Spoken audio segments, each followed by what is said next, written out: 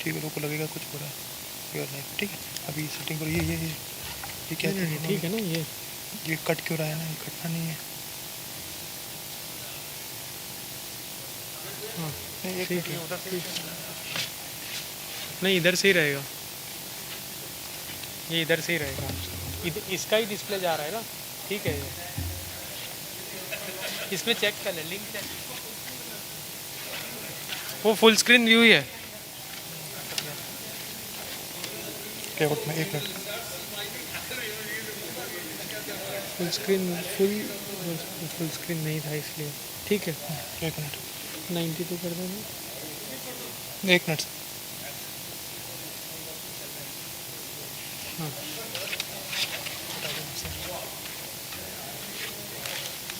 Link check कर, link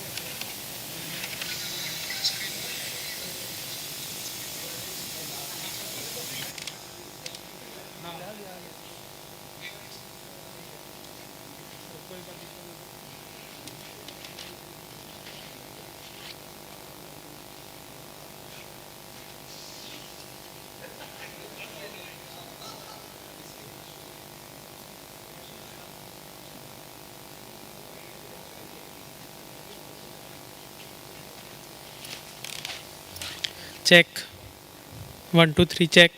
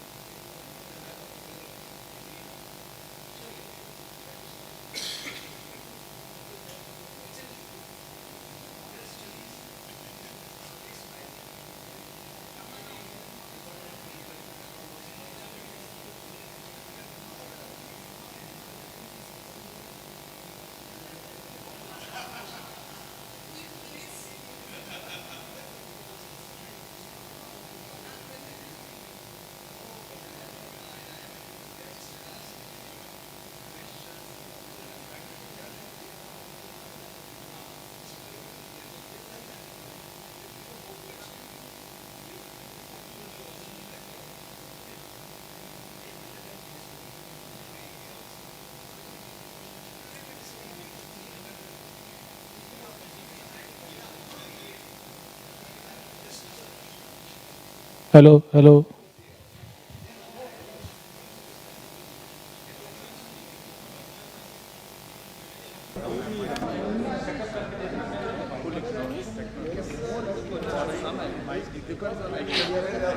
mic. हाँ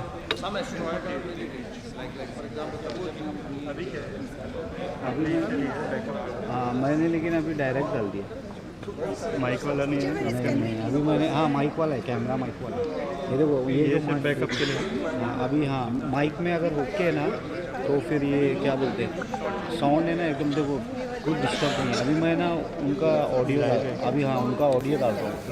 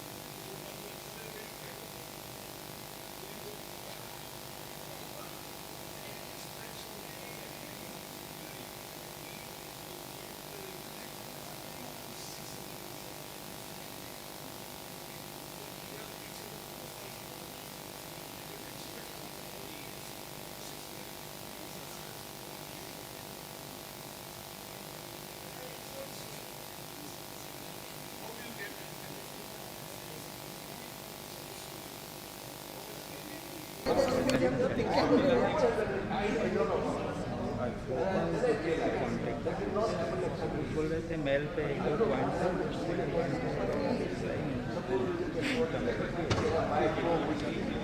बना के गोपाल जोशी, हाँ गोपाल जोशी को फोन करते हैं, ठीक है, वो क्या पॉइंट उसका क्लियर बना के मेरे को कोयल को और गोपाल जोशी को तो अपना हो जाएगा, नहीं तो नीचे पे जा रहे हैं ये थोड़ा सा अर्जेंट है। गोपाल जोशी को बोलिए।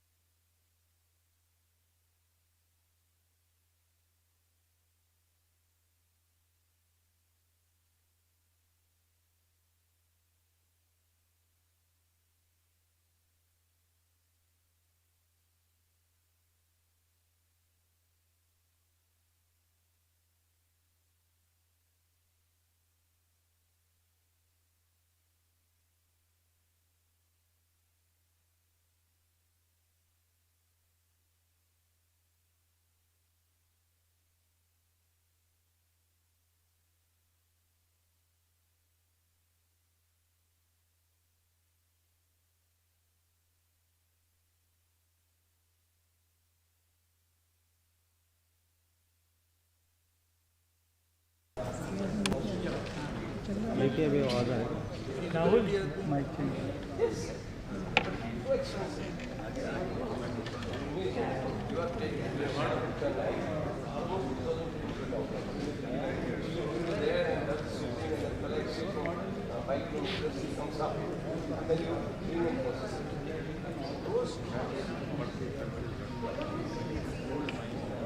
अब इसमें आ रहा है, ये आवाज़ आ रहा है ना बैकग्राउंड आ रहा है। कैमरे का नहीं माइक यूज़ कर रहा है। वहाँ से जो ट्रेन फुट ले रहे हैं उसमें रीपिंग हो रही है। अभी फिलहाल म्यूट कर दिया, जब सेशन चालू होगा तभी म्यूट कर ध्यान से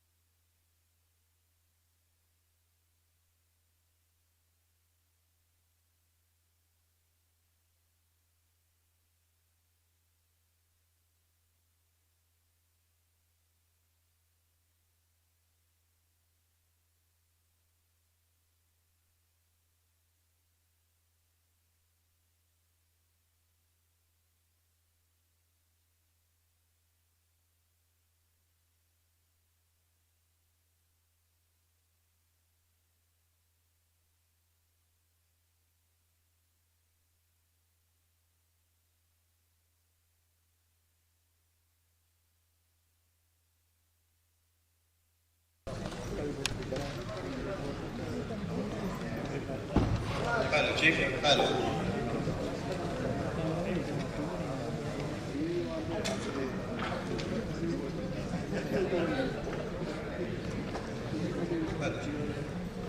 Hello. Hello.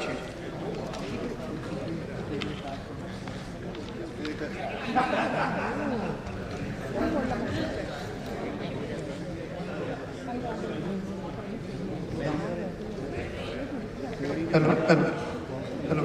Mic check, mic check.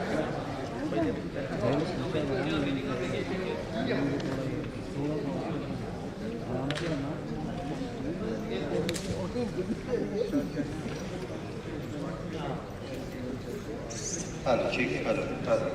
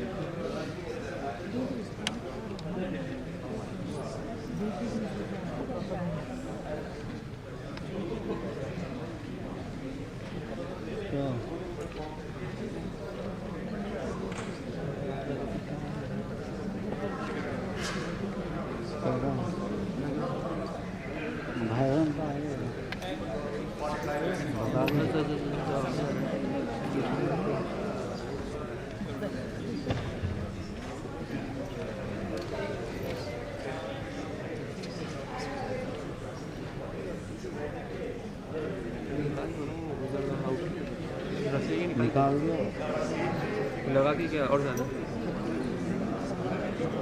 वो क्या बोल रहा हूँ निकाल दो निकालेंगे ना परफेक्ट साउंड आएगा निकालिए परफेक्ट। हाँ तो 120 करें ना पूरे वैसे रहने दो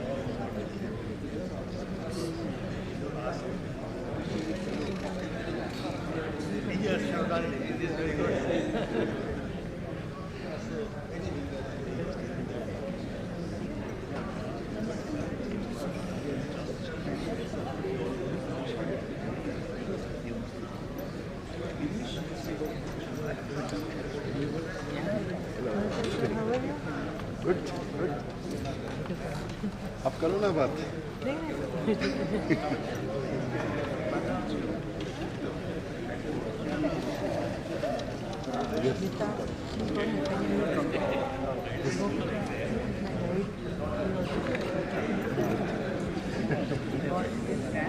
He's my mentor.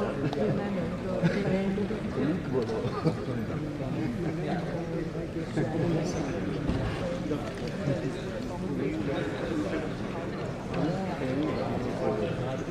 But cheerful, always cheerful.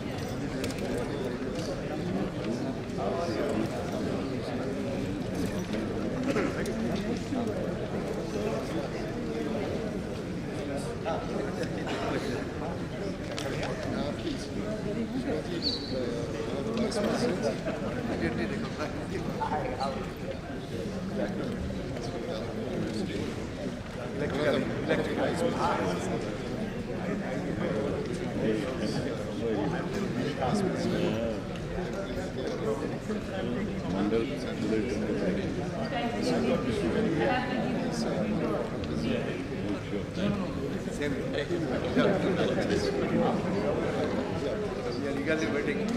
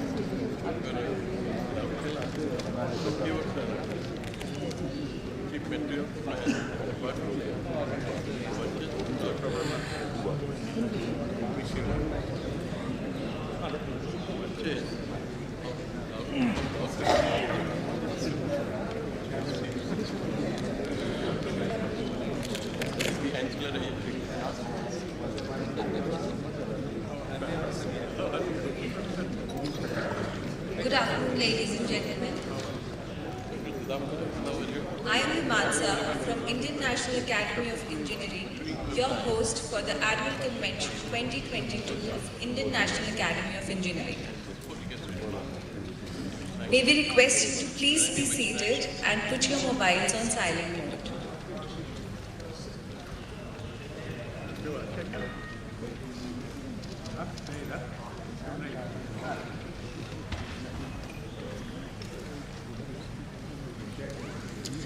Good afternoon once again. On behalf of Professor Indranil Manna, President, Indian National Academy of Engineering, we extend a very warm welcome to you to the inaugural function of INAE Annual Convention 2022 being held at Baba Atomic Research Center, Department of Atomic Energy, Government of India.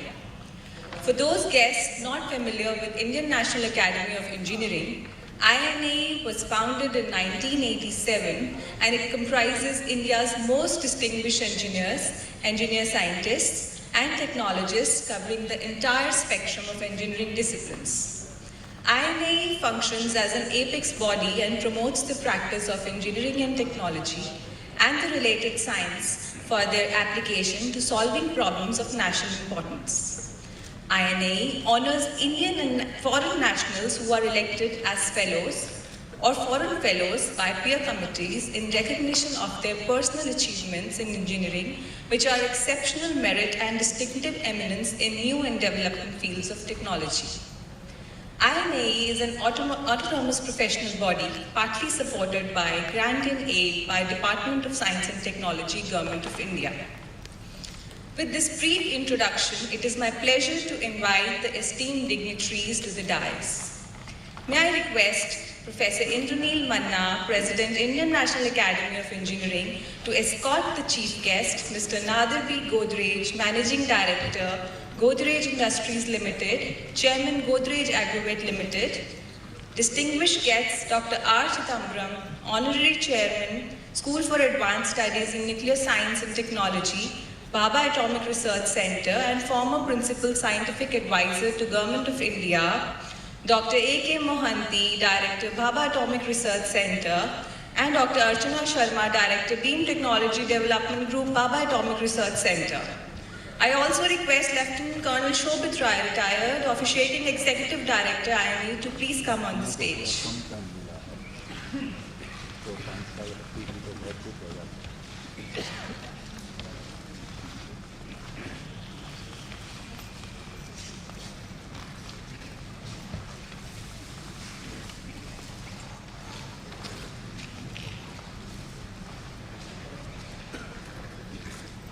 Thank you. As per tradition, for an auspicious start of the proceedings, may I request the dignitaries on the dais to please light the lamp.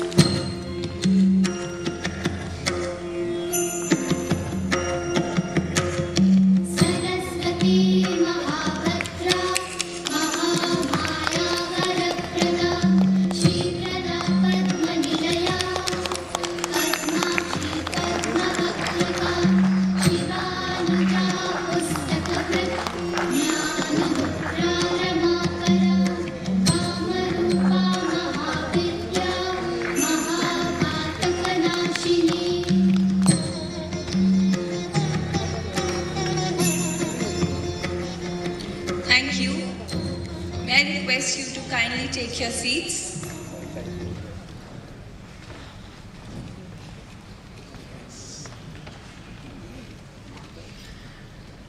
May I now request Dr. Archana Sharma, Director, Beam Technology Development Group, BARC, Mumbai, to commence the proceedings with introductory remarks.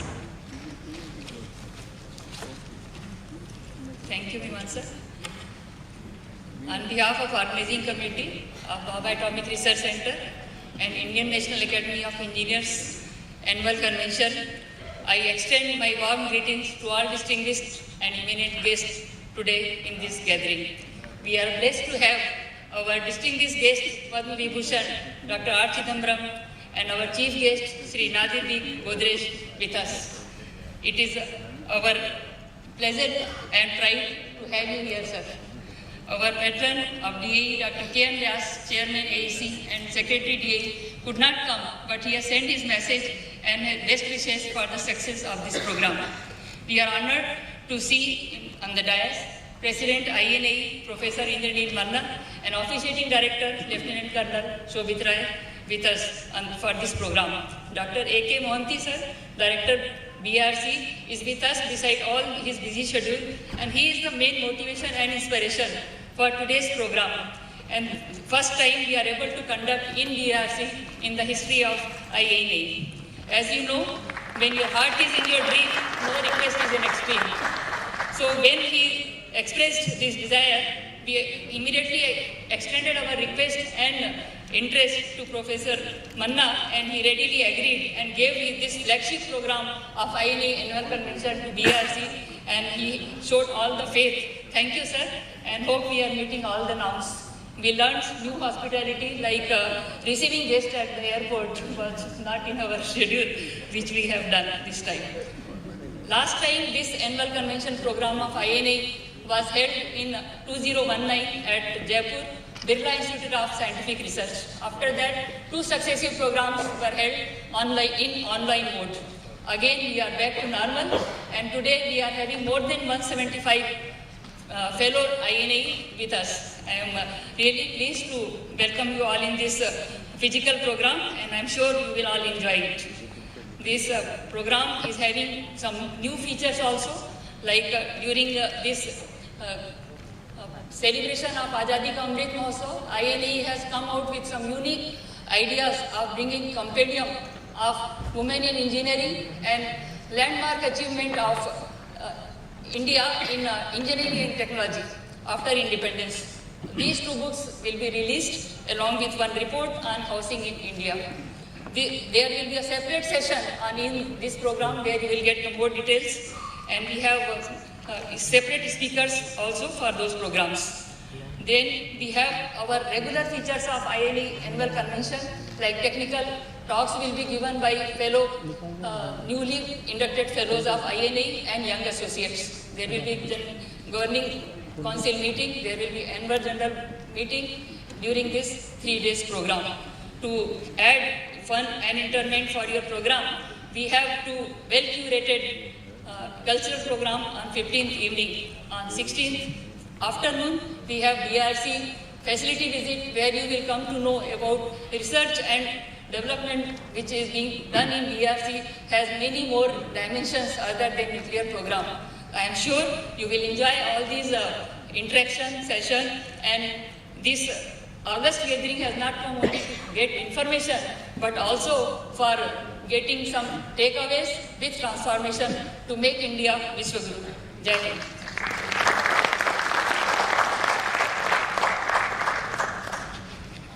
Thank you, ma'am. It is now pleasure to give a brief introduction of Dr. A.K. Mohanty, Director BARC and Fellow of Indian National Academy of Engineering. Dr. A.K. Mohanty completed his bachelor's degree in 1979 from MPC College, Baripada, and master's degree in physics in 1981 from Ravenshaw College, Cuttack.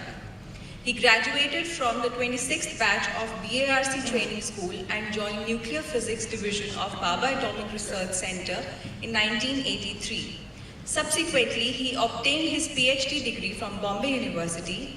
He took over as Director BARC on 12th March 2019. Prior to he held the position of Director of Saha Institute, Nuclear Physics, Kolkata. Dr. Mohanty has worked in several areas of nuclear physics covering collision energy, from subcolumn barrier to relativistic regime.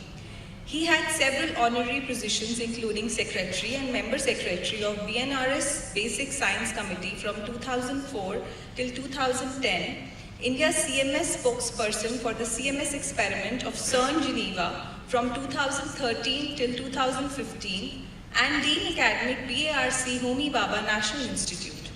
Dr. Mohanty is a recipient of several awards and recognitions, including Gold Medal in Graduation, Young Scientist Award of Indian Society, Young Physicist Award by Indian National Science Academy, and DAE Homi Bhabha Science and Technology Award by DAE. He was also conferred twice the CERN Scientific Associate position at CERN Geneva. I now invite Dr. A.K. Mohanty, Director BARC, to kindly deliver the welcome address.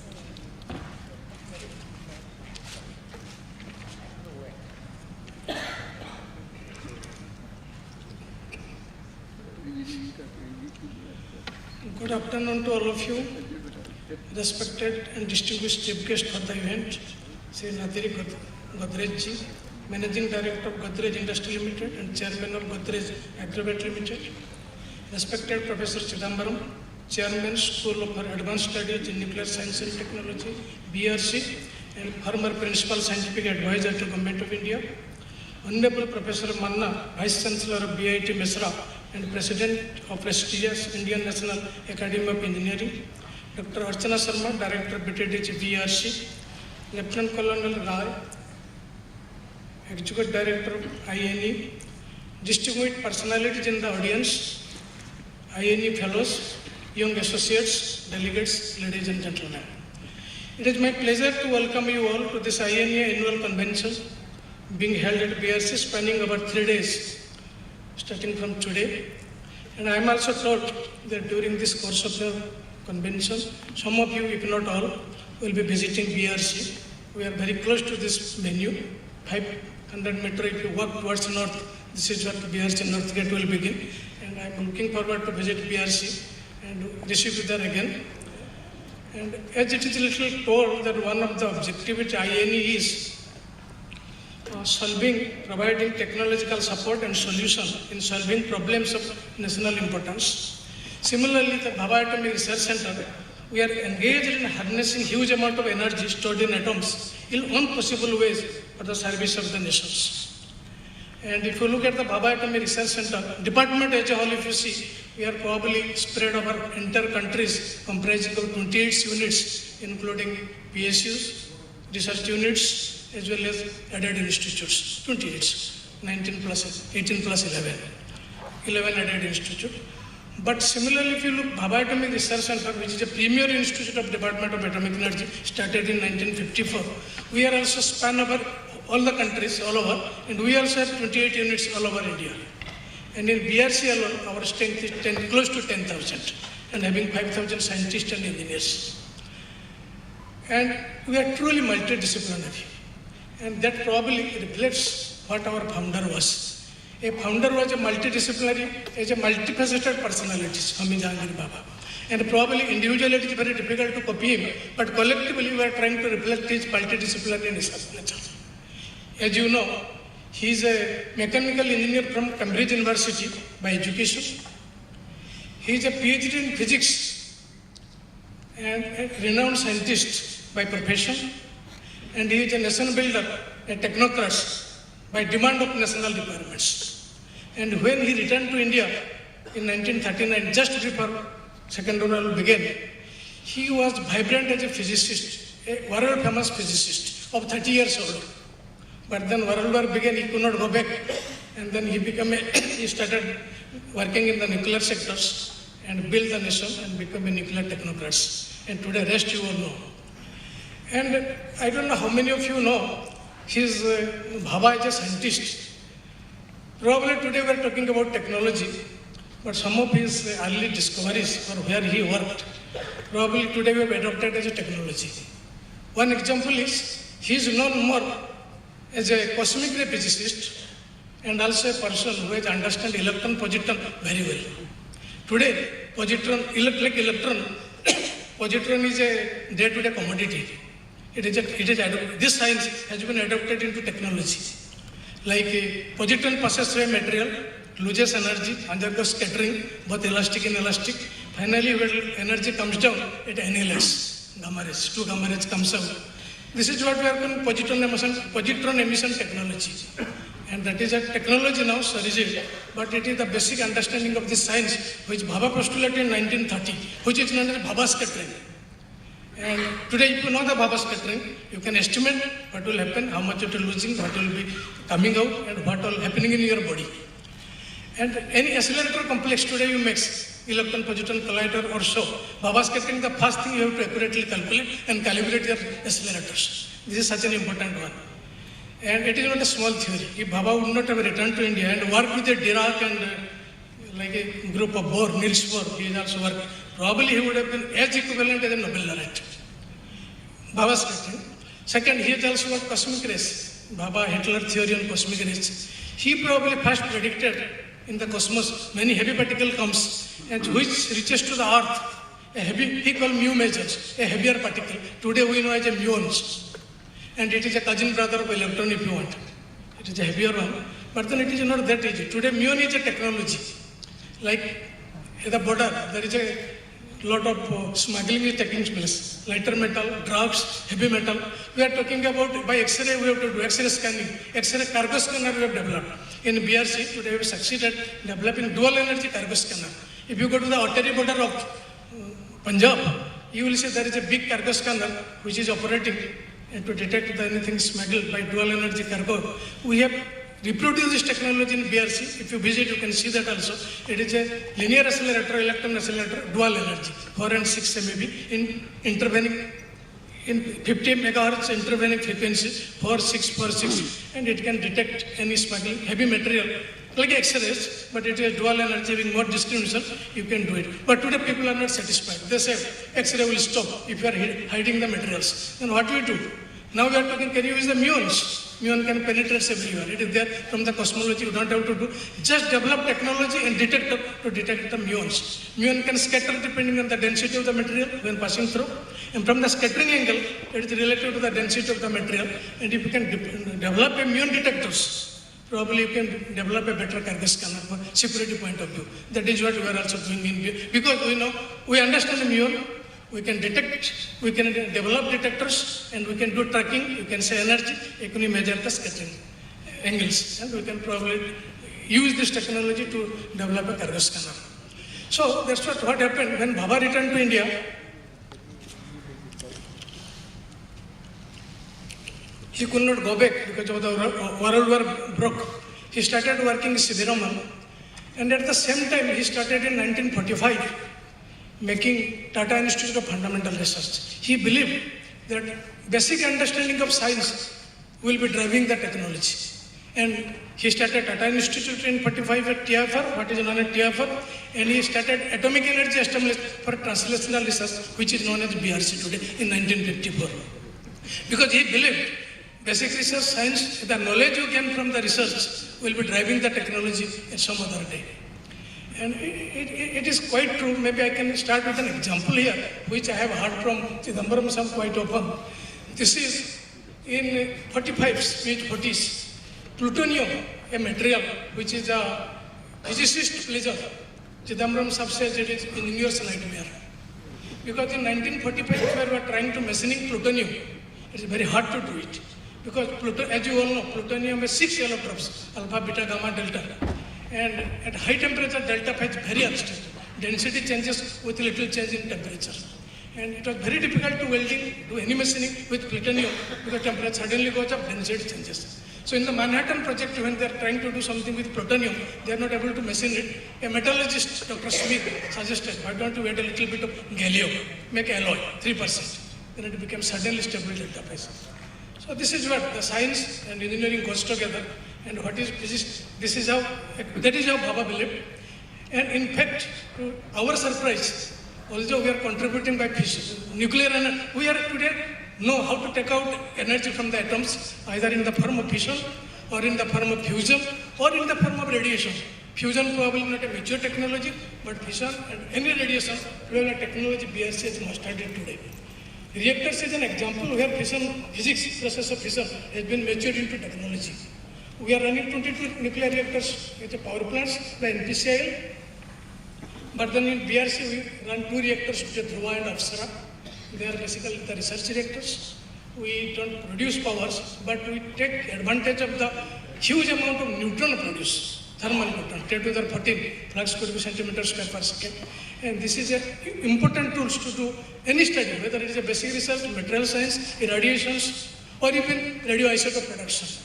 You will be surprised to know today that 10,000 curie of radioisotopes, which is going to the medical sector, we are producing in Dhruva alone. Like you take anything, like molybdenum, iodine, samarium, lutetium, which are the life-saving, which is used for medical treatment today, diagnostic and imaging, we are producing in Dhruva. And even then, we say that 30% of domestic requirements and remaining 70% we are importing it today. So our next mission has been to make a dedicated nuclear reactors only for isotope productions. And such a reactor we have launched now. It will be going in a PPP mode, public-private partnership. And probably in a couple of years' time, it will be the largest reactor in the whole globe, producing the volume of radioisotope. And we estimate, if it is done, 20% of the radioisotope produced out of that will be domestically consumed, and 80% will be having export potential. This is our future planning. And again, Dhruva, basic research of neutron utilization, isotope production. We have started a new things like producing neutron, using neutron to produce what is called neutron transmitted dropped silicon, NTD silicon, neutron transmitted dropped silicon. Very new concept. What happened today, if you have to go to that new technology, go to that carbon bridge domain of 2070, we probably have to, among many other renewables, nuclear, solar, we may have to look into the electric vehicles also, solar hybrid electric vehicles. And you know, in this industry, silicon is the heart of all semiconductor industry, particularly the power electronics. And we are looking for silicons. Particularly, you generally in the wafers, what we do, you put a P-type silicon, it becomes we put an impurity of phosphorus, it becomes an N-type, which became a highly conductivity resistive to come down. So, but then doing in a bulk one, it is very difficult. Today, the requirements of silicon is predicted by 2050 will be 1,000 tons per annum. And all over the global, we are producing silicon, N-type of silicon only hardly 200 tons per year. Then how do you do it? Reactor will come into the rescue. We have started this program. Irradiate the silicon, pure silicon in thermal neutrons. And some impurity of pure silicon, silicon 30, will be absorbing a neutron, will become silicon 31. It will undergo beta decay and it become phosphorus 31. So automatically you will be having uniformly top phosphorus in entire bulk of the silicon, and this is what we call NTD silicon. And this is the science, we know it, but now we are scaling up with engineering so that it has to be produced uniformly, and result is very successful. Many vendors, including people from Russia, started contacting us. So probably we will be producing, with the help of chemistry, physics and metallurgy, we will be producing NTD silicon in BARC. Then what about, this is one research going on, but if you see, as far as nuclear reactor is concerned, when I joined in 80s, we have a department called Waste Management Division. I was wondering what is waste management. When you run a nuclear power plants, after some time you have to take it out. The fissile one, uranium-235, which 0.7% in the natural uranium, will get consumed. So you have to take out the fuel after some time. But plutonium will be built up because of the uranium-238 will absorb neutron, and after successive beta decay it will become plutonium. So what we adopt in India, a closed fuel cycle, we reprocess the fuel, uranium, plutonium we take out, remaining things is not useful, we think, we dump it. That is called waste management. We have to find a way to dump it and store it. But then today, the elements which we are calling a waste, like americium, these are not naturally produced. It is produced inside a nuclear reactor, depending on the transmutation, either neutron absorbed transmutation or fission products, like strontium, ruthenium, cesium, these are all produced. Today we have developed actinide chemistry and chemical technology to separate all these elements from this waste, and they are wealth because they are radioactive process, and they have a tremendous application in health sector. Ruthenium-106 is the last one. It is a soft beta emitter. You put a little bit on the silver plug and then use for the eye treatment, eye cancer treatment. This plug we are supplied around 20 to various hospitals. Till now we are importing from the Germany, the only country which gives us. The typical cost is 5 lakhs. But the ruthenium plugs which we developed, taking out of this waste fuels, it is something like 50,000. Not only cheaper, but it is produced in India now, indigenous. So what I mean to say, we have now technology to reprocessing the fuels, and whatever we are getting, like cesium, strontium, and americium, these are alpha sources. These are basically a huge wealth to us, which you will not produce otherwise by any process. It is coming by the nuclear fission process, and this is another form of energy we have extracted. So I now call it, it is not a waste management division, it is a wealth management division of BRC. And this is how the story of technology is going on. And what about more? We are not stopped here. Now today, to solve the energy problem of India, definitely nuclear is going to add a bit. But the moment we say nuclear, people think power production, going into the grid. But it is not. Heat and temperature, this can also be equally utilized to produce different sources of energy. Hydrogen, for example, green hydrogen production, it has many ways. You can do electrolysis, of course you need electricity, but we can do steam electrolysis. And if you do steam electrolysis, steam at 1000 degrees centigrade, 800 degrees centigrade, it is much efficient than water electrolysis. And then who will give the temperature of steam at 1000 degrees? Nuclear reactors. Nuclear reactors can be operated at 800 degrees, 1000 degrees, although we don't have one here. But our next mission is to develop nuclear reactor which can give heat us temperature of the range of 800 to 900 degrees. And if we do that, I don't have to put into the grid. I need a turbine, etc. Probably heat I can directly couple producing green hydrogen. I call it a nuclear hydrogen, which itself is green. Even I don't have to define the color of that. And there are many processes. electrolysis, steam electrolysis, there are chemical process, iodine sulfur process, copper chlorine process. These are carbon-free hydrogen production mechanism. BRC, we have succeeded, we have demonstrated them. Now we are waiting who will give us the heat. And heat should also come from a green source. And once we take up this nuclear reactor, gas-cooled small next generation reactors, which is called smaller modular reactors, probably will be entering to another domains of green hydrogen production, which can be stored and also can be used in the fuel cells in future. This research has also started in BRC. Not only research, we have demonstrated in the lab scale. I am only looking to do a prototype development, and we go to the bench scale and industry scale. So you engineers, you are all from the engineering fraternity, and whatever research we do, I will be most welcoming you. Join us, we will be scaling it up so that our translational research from BRC goes to the domain of the engineering scale, finally it reaches to the people. These are the few examples only I tell. But then I want to say that we only do technology development. As I started, the science drives technology. I'll give an example, but technology also drives science. And in this, I will give the last example, which is we have done that you know that physics lies in the sky, in the cosmos. Because today, whatever we are seeing, you all know, I will not repeat it, only you have to understand 5% of them, 95 or more percentage of the universe is black. It is called dark energy, dark form. So that means many things happening in the universe, God's laboratory, and you have to observe them. Probably you will learn much a lot about what is happening in God's creation in this universe. So this can be only done observing that whatever comes out of the cosmos, Cherenkov radiation, gamma rays, radio waves. So in BRC, we have developed a system. We have installed a telescope, gamma ray telescope, and Ladakh Hanle. We choose this place because the altitude is the highest in the Asian region, and we have installed a telescope. Actually, basically, huge mirror of 21-meter length, and this is the first in the Asia and second in the whole globe. And it took us a lot of times, 10 years, and all entire department of BRC started working, mechanical engineering, electronics engineering, and all discipline, because it is a huge mirror, it needs polishing, it huge structure, because the wind speed at Hanle is 150 km per hour. You need technological stability.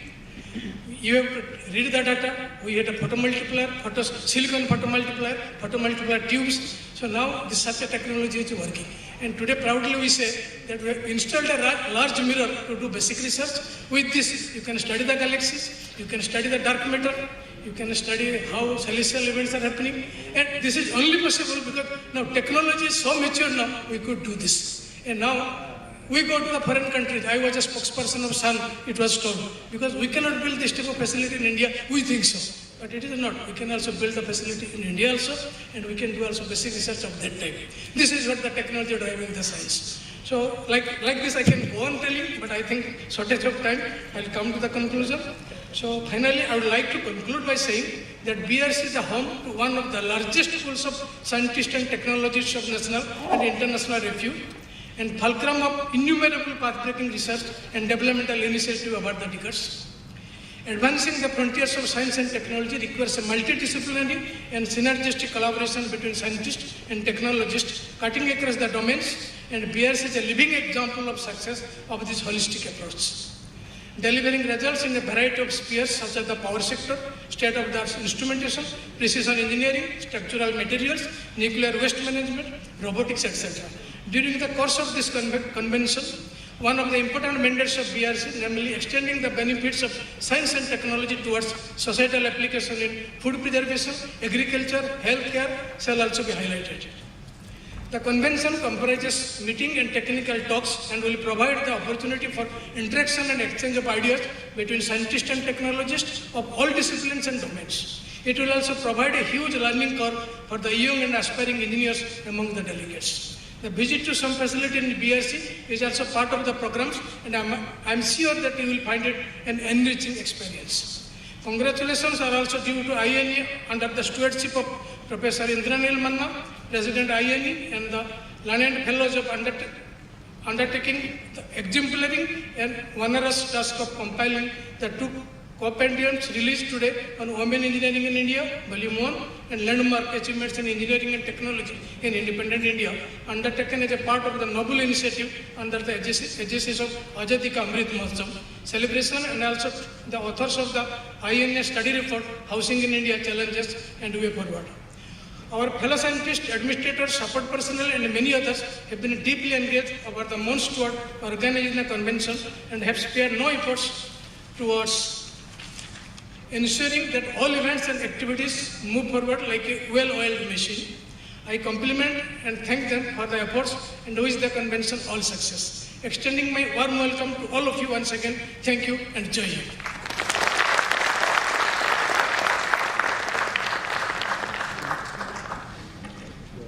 Thank you, sir, for this informative talk.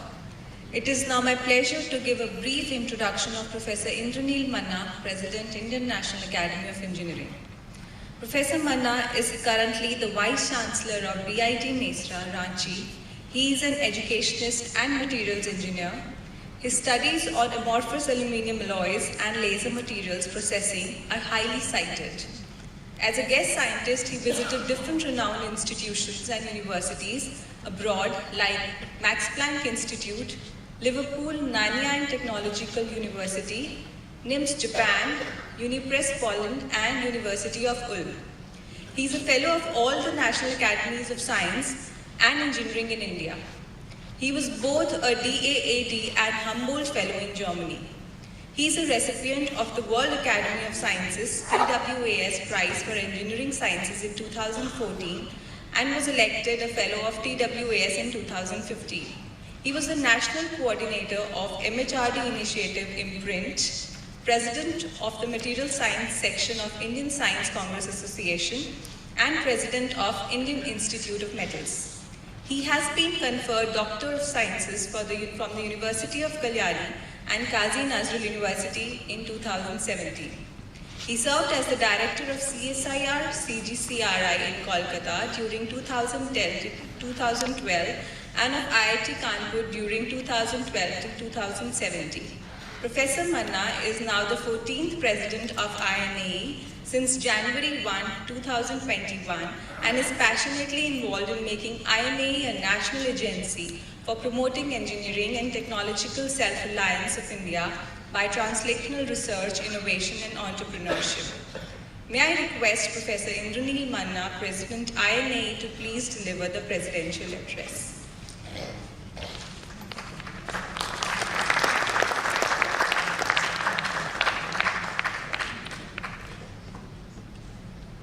Thank God that we have come alive after nearly 2 years since 2019 convention in Jaipur. Good afternoon. Mr. Nadir Godrej, Chief Guest, Managing Director of Godrej Industries and Chairman of Godrej Agrovet, Dr. R. Chidambaram, recipient of Padma Shri and Padma Vibhushan, former Principal Scientific Advisor, former Chairman, Atomic Energy Commission, former Chairman, Governing Board of IAEA, Dr. A.K. Mahanti, Director BARC and co-chair of this annual convention. Mr. K.N. Vyas, we are missing very dearly. He's held up in Delhi because the Parliament is in session. Dr. Archana Sharma and Cornel Rai, seated on the dais.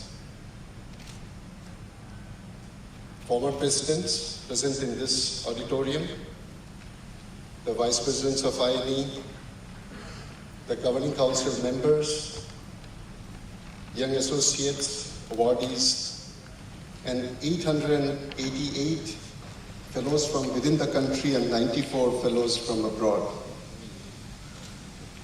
It's my proud privilege to welcome you all to this 35th annual convention of Indian National Academy of Engineering.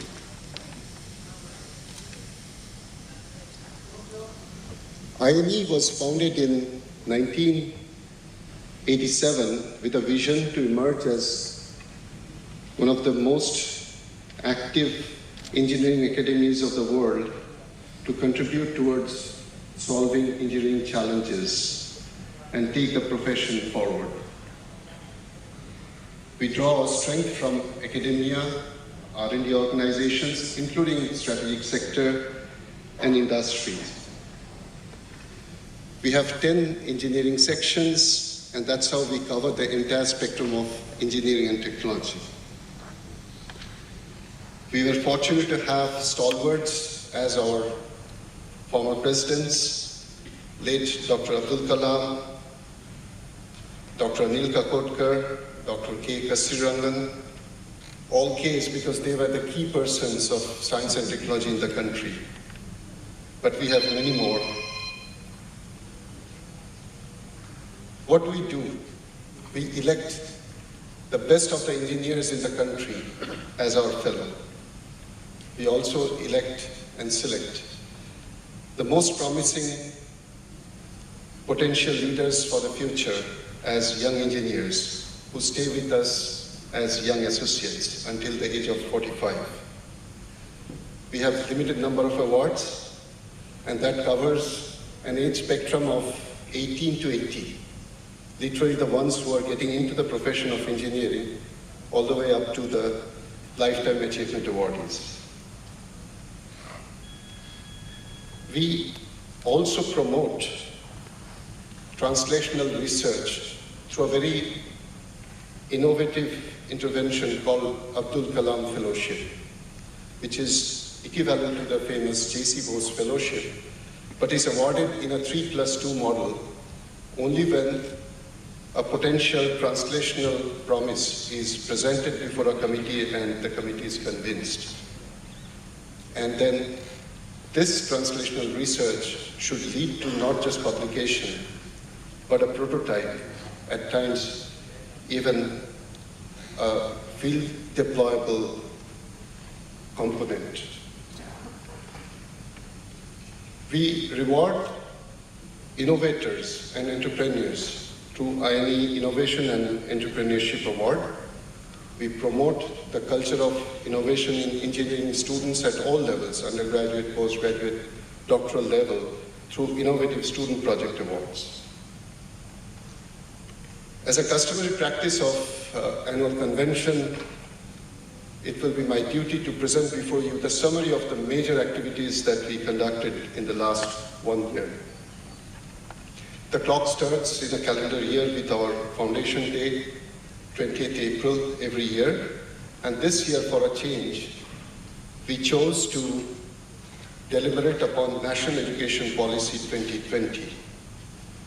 As Dr. Kasturirangan himself admitted, that proposing something is difficult, but implementation is certainly a much bigger challenge.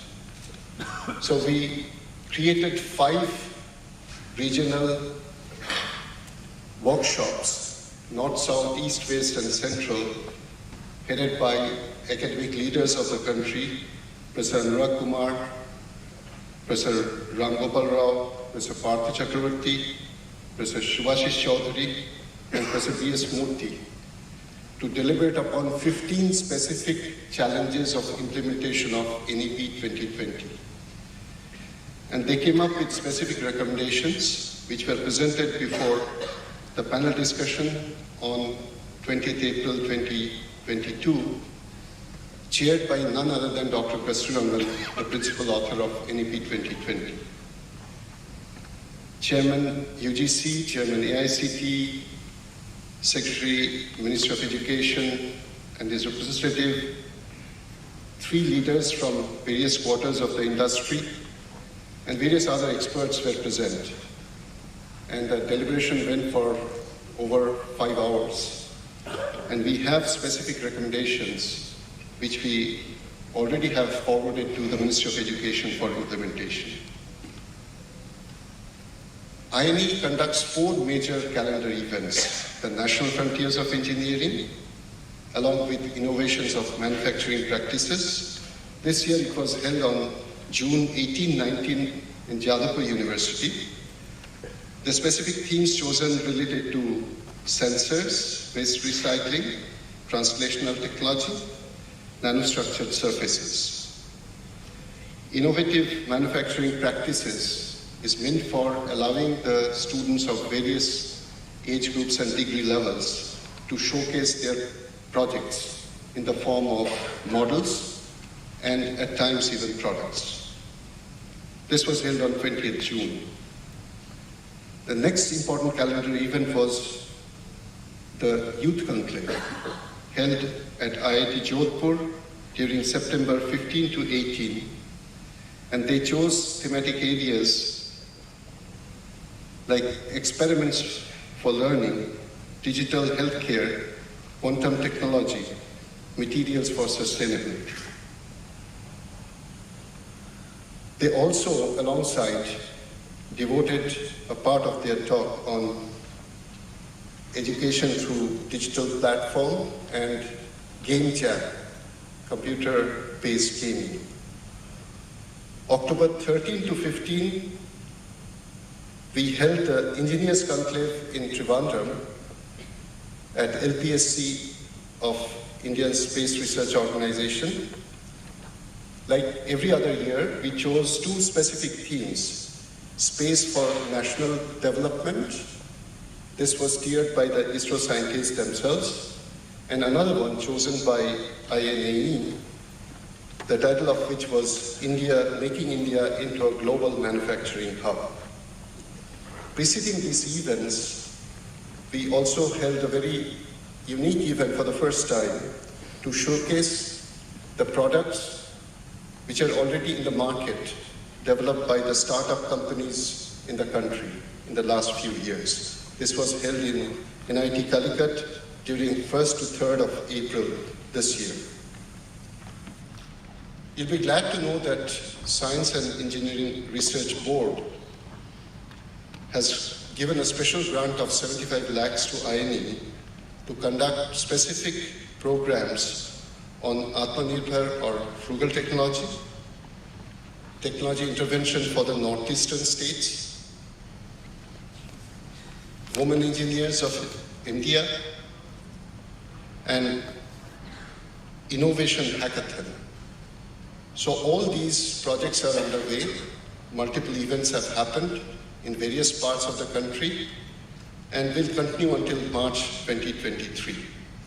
In addition, ACRP also has entrusted a very major responsibility of INAE, giving us 25 crore grant to spearhead a national initiative to develop computer games, which is called Digital Gaming Initiative.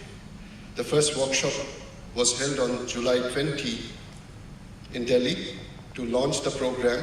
The call for proposal is probably still on, and we have received large number of proposals, and the idea is to allow only 6 months to 2 years of projects so that products start rolling out immediately after the first 6 months. A similar initiative was also held in Jalapur University in September 3rd and 4th. INAE observes the national days, for example, National Science Day. This year it was held on March 1st, organized by the Calcutta chapter. Professor Ashutosh Sharma and Dr. Shekhar Mande addressed. Technology Day was celebrated as usual on 11th May, organized by the SN Bose Center in Calcutta and the INAE local chapter.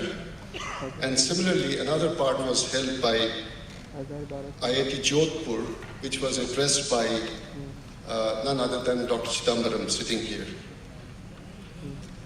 We celebrated Engineers Day on 15th of September. Dr. Satish Reddy, the scientific advisor to the Raksha Mantri, addressed on specific theme of how to make India truly Atmanirbhar. You possibly are aware that Government of India launched a special initiative on Azadi Ka Amrit Mahotsav in March 2021. The idea was it will be a 75-week-long celebration of India's 75th year of independence. Several academies were invited to contribute. There was a move by the sectoral group of Government of India secretaries and we were requested to come up with specific projects. INAE wanted to actually come out in association with the science academies, a volume on the greatest scientists and scientific achievements of the country, which didn't go through, but INAE decided to go on its own and publish a special volume of landmark achievements in engineering and technology in independent India. And this particular volume will be launched tomorrow.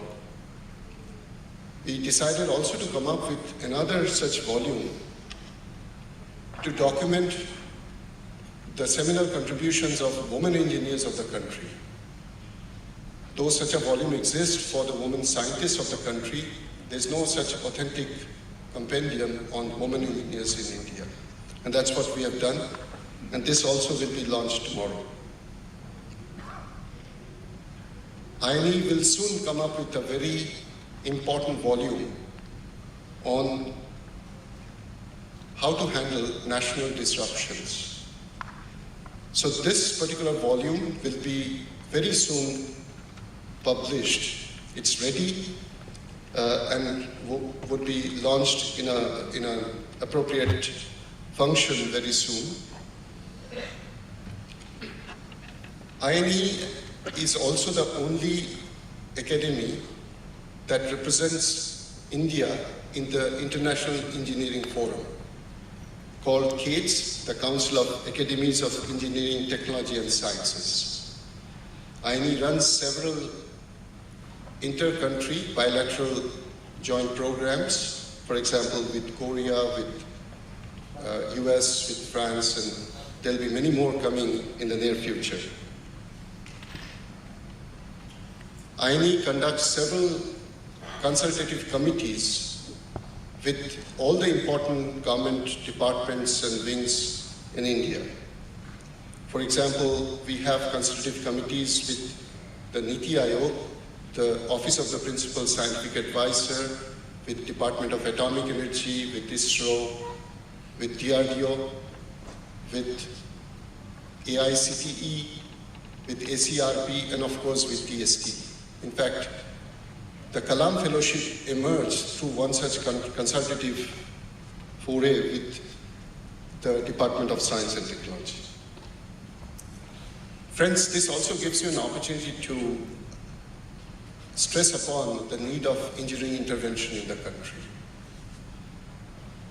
We have reasons to feel proud that we are the second most populous nation in the world with 1.41 billion people and a fairly young population.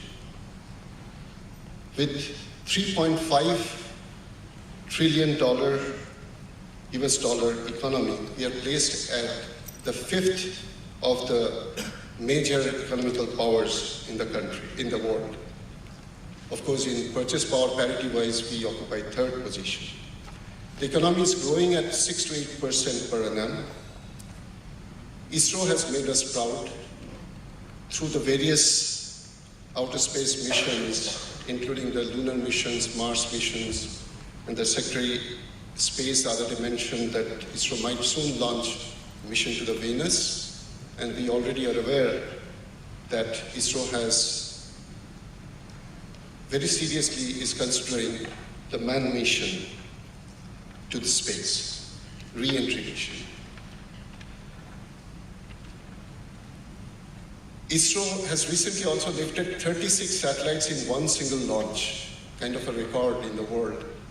And I was told by the Secretary of Space that more than 30 countries routinely take assistance from ISRO to send their satellites to the geostationary orbit.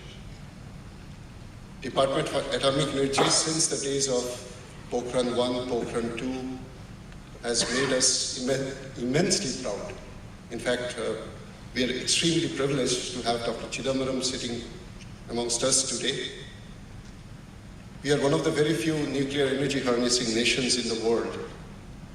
But engineering exploits in the country is not just confined only to the strategic sectors. And I wish to share some of the interesting data with you. India ranks #1 as a nation supplying generic drugs to the entire world. 50% of the vaccines used for countering COVID pandemic were produced in this country. We occupy second position in food and agriculture production, telecommunication, going by the number of handsets used by people. Number 2 in coal, cement, steel production. Number 3 in the whole world in terms of electricity generation. Also number 3 in terms of construction and real estate business. 4th largest manufacturer of automobiles and also natural resource harnessing through mining. So these are items which certainly make us proud and also gives us resolution that we should march ahead.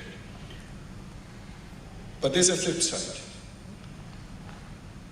The per capita income is a paltry $2,500 US, which places us at the 142nd position.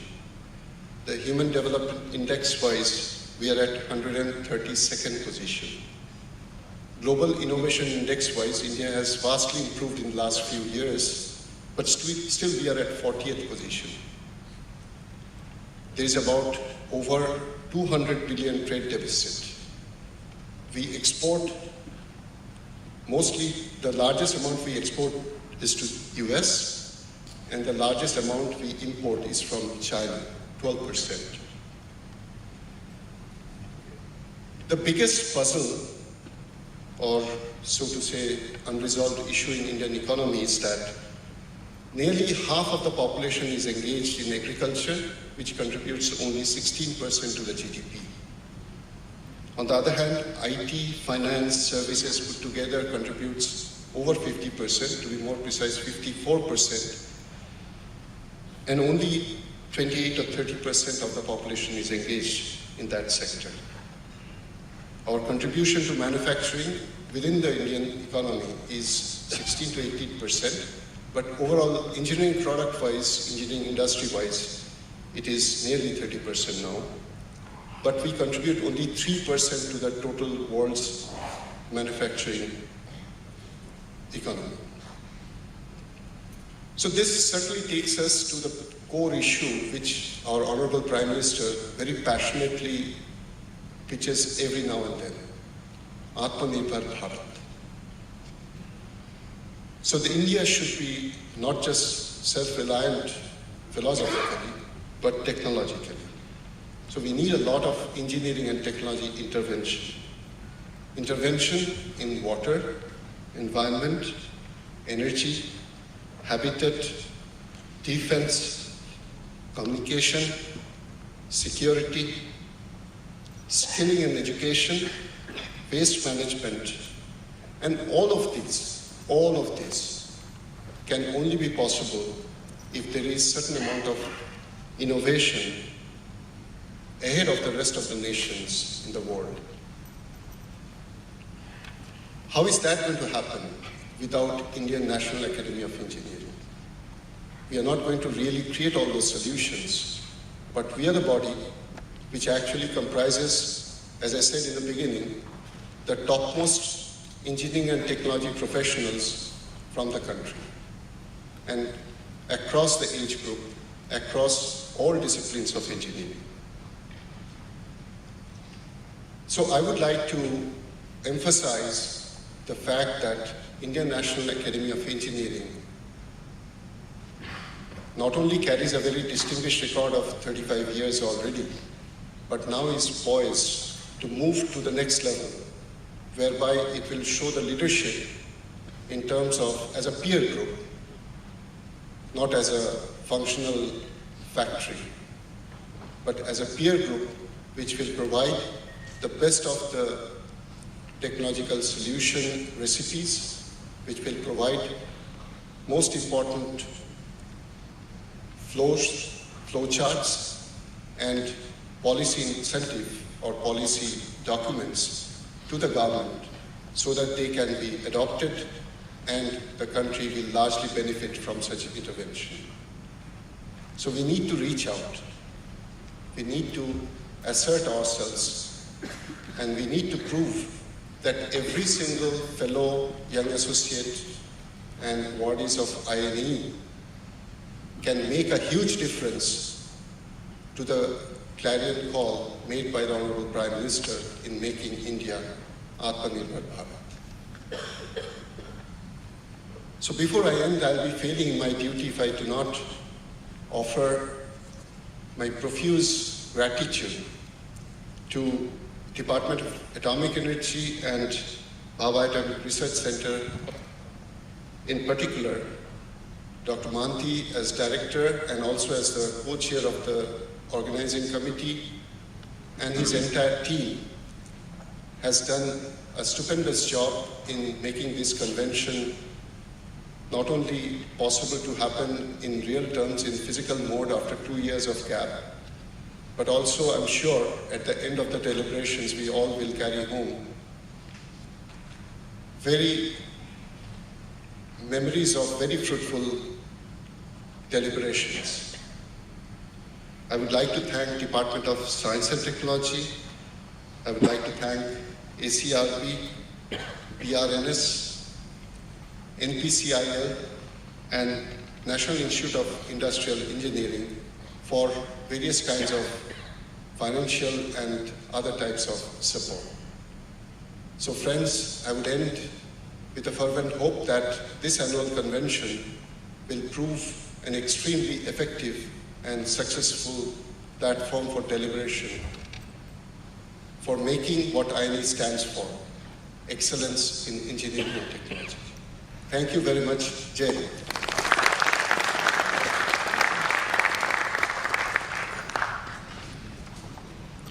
Thank you, sir. INAE has a tradition of releasing its important publications during annual convention every year. Continuing the same practice, we shall now have the release of the books. The first release is the Compendium on Women Engineers in India, Volume 1. The Government of India launched a 75-week celebration of India's 75th year of independence, Azadi Ka Amrit Mahotsav, in March 2021, and Department of Science and Technology, Government of India, requested all the autonomous bodies under its aegis to conduct the technical programs and activities to mark the celebrations. It was thus envisaged in June 2021 to bring out a compendium on Women Engineers in India, Volume 1, as no such document is available anywhere. An editorial committee was constituted under the chairmanship of Professor Purnendu Ghosh, Vice President, INAE, to undertake the task. Periodic meetings of the editorial committee were held with active and sustained contribution of all the members, Professor K. Chattopadhyay, Dr. Tessie Thomas, Professor Sushmita Mitra, Dr. Saswati B. Roy, Dr. V. R. Lalitambika, Dr. Archana Sharma, Professor K. Banu Sankara Rao, Dr. Sharmila Mande, and Professor Gargi Das.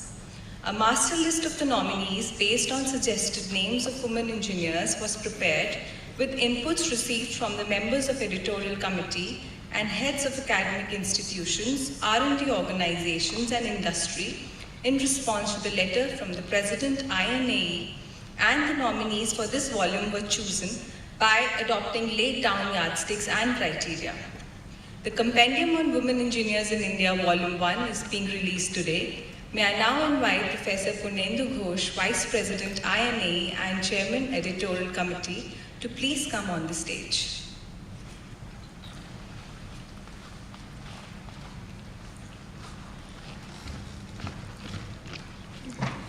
I now request the dignitaries present on the stage to please release the compendium.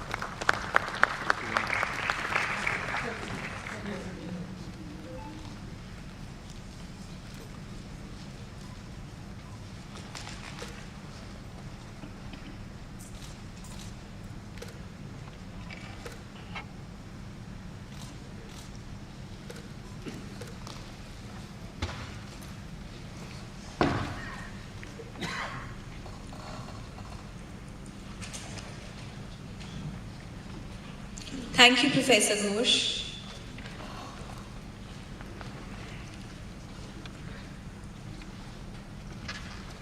The second compendium being released today is Landmark Achievements in Engineering and Technology in Independent India.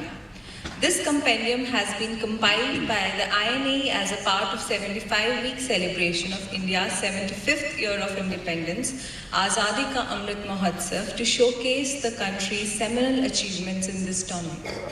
For pursuing this activity, the INAE Governing Council has constituted a task chaired by Professor Prem Krishna, former Vice President INAE, and other learned INAE Fellows representing 10 engineering sections of INAE, naming Dr. Nagesh Iyer, Mr. K. Anand Krishnan, Professor Amit Agrawal, Professor A.K. Suresh, Professor Sivaji Chakravarti, Professor U.B. Desai, Dr. Tessie Thomas, Dr. Pradeep, Mr. M.K. Motwal, and Mr. A.S. Kiran Kumar, all of our distinguished fellows.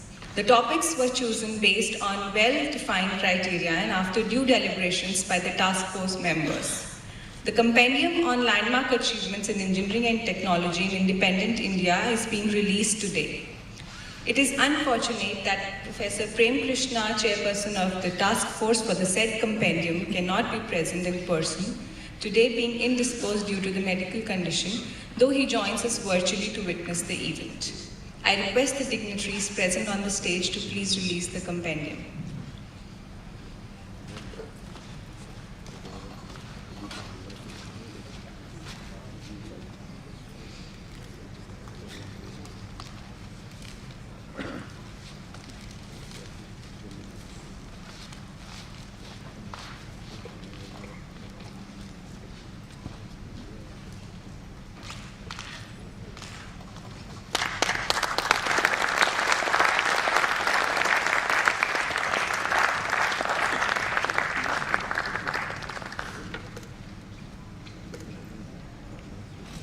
Thank you. The third and the last document being released today is INAE Study Report on Housing in India, Challenges and Way Forward. This is the report of a study undertaken by INAE Forum on Civil Infrastructure, which is a major concern for national development. This forum was set up with the objective to undertake study in 3 areas of concern, namely traffic and transportation, housing, and water, under the chairmanship of Professor Prem Krishna. The first report was released in 2019. The report on housing is being released today. The members who have contributed to the culmination of the studies are Dr. S.K. Agrawal, Professor N. Raghavan, Professor S.K. Bhattacharya, Dr. Mangu Singh, Professor Mahesh Tandon, Professor P.K. Siktar, Mr. K. Sineo, Mr. Sanjay Pant, Dr. Satish Chandra, Mr. Pankaj Gupta. I request the dignitaries present on the stage to please release the study report.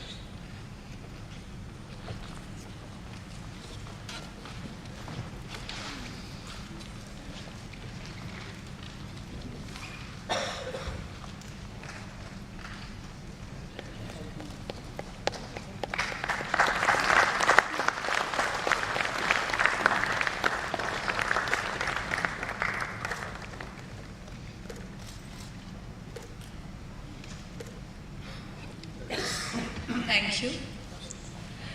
Thank you, Professor Prem Krishna, for witnessing the unveiling virtually. I request all the dignitaries to please take their seats. You shall be glad to know that in tomorrow's session, the 2 compendiums unveiled today shall be introduced to the all delegates present. It is now my privilege to give a brief introduction of our distinguished guest, Dr. R. Chidambaram, Honorary Chairman, School for Advanced Studies in Nuclear Science and Technology, BARC, and former Principal Scientific Advisor, Government of India. Dr. R. Chidambaram served as the Principal Scientific Advisor to the Government of India and as the Chairman of Scientific Advisory Committee to the Cabinet during the period from November 2001 till March 2018. Currently, he is continuing as the DAE Homi Bhabha Chair Professor at BARC Mumbai. Dr. R. Chidambaram is one of India's distinguished experimental physicists. He made outstanding contribution to many aspects of basic science and nuclear technology. After receiving his PhD degree from Indian Institute of Science, Bangalore in 1962, he joined the Bhabha Atomic Research Center in 1962 and later became its director in 1990. He was Chairman, Atomic Energy Commission of India from 1993 till 2000.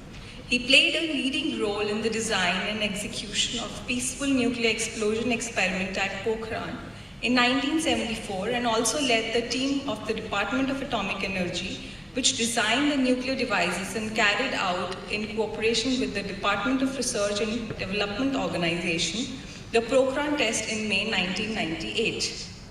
He was the chairperson of the Board of Governors of International Atomic Energy Agency, IAEA, during 1994-95.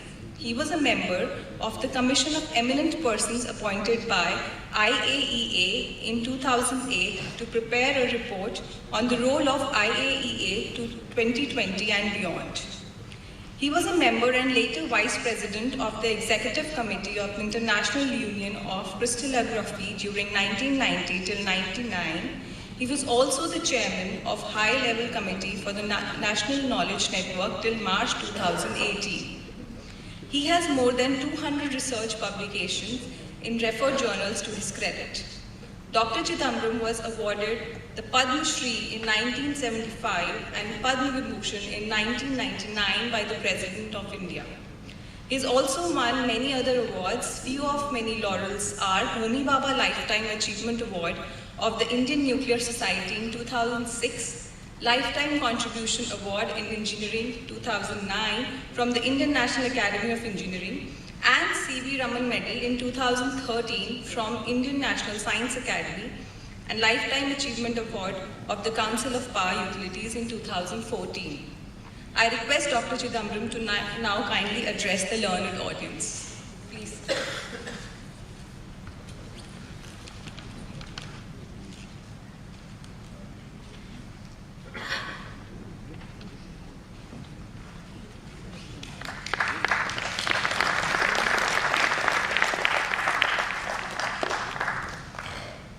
Dr. A.K. Mohanty, Professor Inaugural Manna,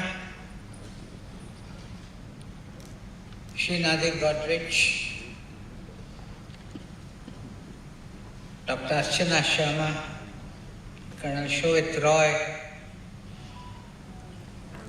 friends and colleagues, it's a pleasure to be with you all during the INAE annual convention, and I'm particularly happy that among the compendiums you released, that was one on women engineers in India.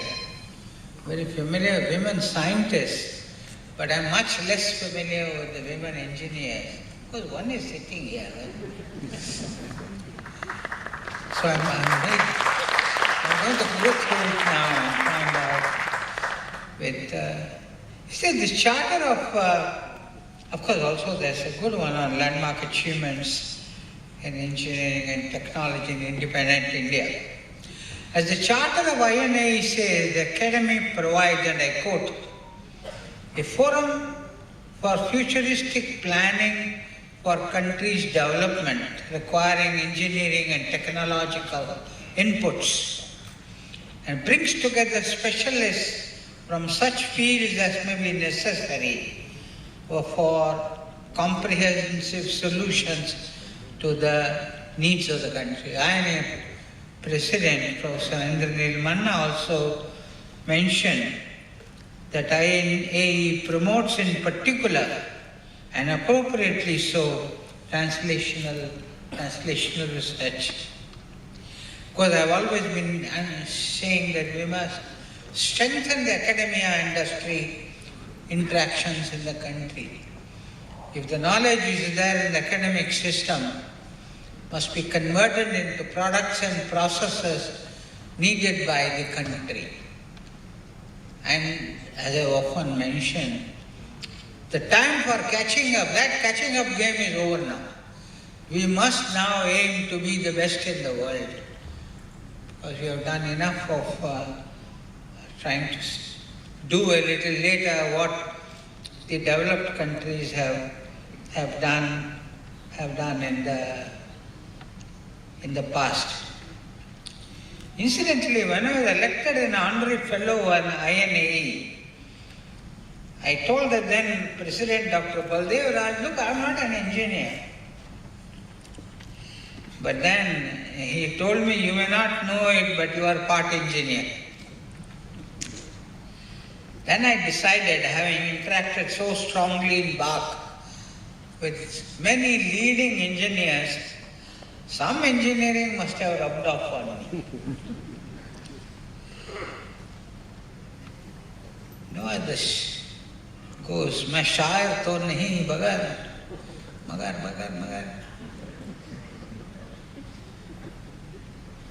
मुझ में भी कुछ शायरी आ गई. You know that song. See, India celebrates 4 days in science and technology. Science Day, the day the discovery of the effect named after him was announced by C.V. Raman. Of course, he was the greatest experimental physicist India has produced. Mathematics Day, the birthday of that magical genius, Srinivasa Ramanujan. Technology Day, the first day of the 1998 Pokhran test. And Engineers Day. See, this is a day to remember many of the great engineers India has produced in the past. And Engineers Day, September 20, is celebrated because it's the birthday of Mokshagundam Vishweshwaraya, the greatest engineer, civil engineer India has produced. Civil engineer, he played an important role in building a structure to safeguard Visakhapatnam port from sea disintegration. That was a long time back. And at that time the dam generated the largest reservoir in Asia at that time. Of course, there are other very famous engineers of modern India, and it is an appropriate time to remember my own friend, Dr. Abdul Kalam. He started as assignment director of India's first satellite launch vehicle. Later he became a missile scientist, then became chairman of DRDO. In which position he worked with me for the explosive lenses part of the nuclear explosives that we designed in BARC. In the Pokhran test, there were many other Indian engineers who were involved. Dr. Anil Kakotkar was there, other DA engineers. And they are also well known for building and operating with an excellent track record nuclear power plants. Safety record is so good of NPCL. And one of the reactors has worked for 900 days without breaks. That means not only the design is very good, but also the engineers who are operating it are taking and maintaining it are taking so much care. Of course, one can think of the milkman of India, the famous Dr. Kurian, whose efforts helped. He was an engineer to start with. Sridharan, the metro man of India, he was an engineer. Actually, an Indian civil engineer who modernized and revolutionized the conditions of public transportation in India. Satish Dhawan, who headed the Indian Space Research Center. In fact, when I was a student, part of the time, he was the director of the Institute of Science. He is considered the father of experimental fluid dynamics research. Satyan, more popularly known as Sam Pedroda, pioneer in computer and IT solution, who helped former Prime Minister Rajiv Gandhi to introduce computerization in a big way in the country. And then Vinod Dham, the father of the Pentium chicks and so on. There are so many famous and distinguished engineers who have contributed to the growth and development of India. And I'm not mentioning nuclear because so many of them we celebrated and honored the memory of Dr. Homi Setna recently, Ram Prakash for metal, J.S. Rao for electronics, and so many others. Same thing one can think of is space and defense. You know, we look at India's technology. India is a huge country. Sometimes we forget that. And our technology needs range from nuclear and space and defense to MSMEs and rural. In all these efforts, engineers play important roles. See, I'm a physicist. We use major facilities like synchrotron radiation sources, research reactors. But they are built by engineers actually. Engineers, not a one discipline, but a variety of disciplines. And there are many such examples. Well, I know we all want to hear Mr. Godrej, so I'm going to stop now. And only say that I'm sure the INAE will continue to help India's growth into a developed country and a knowledge economy. Thank you very much.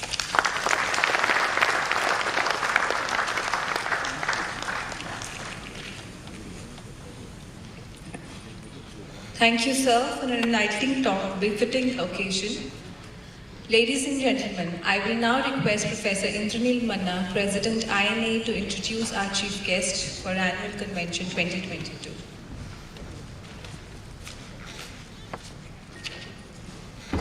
Let me have the honor of introducing today's chief guest. Mr. Nadir P. Godrej is the Chairman and Managing Director of Godrej Industries Limited and Chairman of Godrej Agrovet Limited. He holds a Master of Science degree in Chemical Engineering from Stanford University and an MBA from Harvard Business School. He has been a director of several Godrej companies since 1977 and has developed the animal feed, agricultural input, and chemicals businesses of the Godrej Industries and other associate companies, and has been very active in research. Mr. Godrej is deeply committed to the good and green strategies and achievement of set targets for the Godrej Group. He encourages and supports a shared vision value for all programs of good and green. Of course, you need a Godrej to do good and green. Mr. Godrej is on the board of several companies. Mr. Godrej is the president of the Alliance Française de Bombay and also a member of the CII National Council. Mr. Godrej has been awarded the Chevalier de Légion d'Honneur, possibly the knighthood, in 2008. He has also received several Lifetime Achievement Awards from Globe Oil, Oil Technology Association of India, Chemexil, the All India Liquid Bulk Importers and Exporters Association. In 2017, the Board of Management of Manav Rachna University conferred on Mr. Godrej with an honorary degree of Doctor of Philosophy. The creative genius of Mr. Godrej extends to poetry.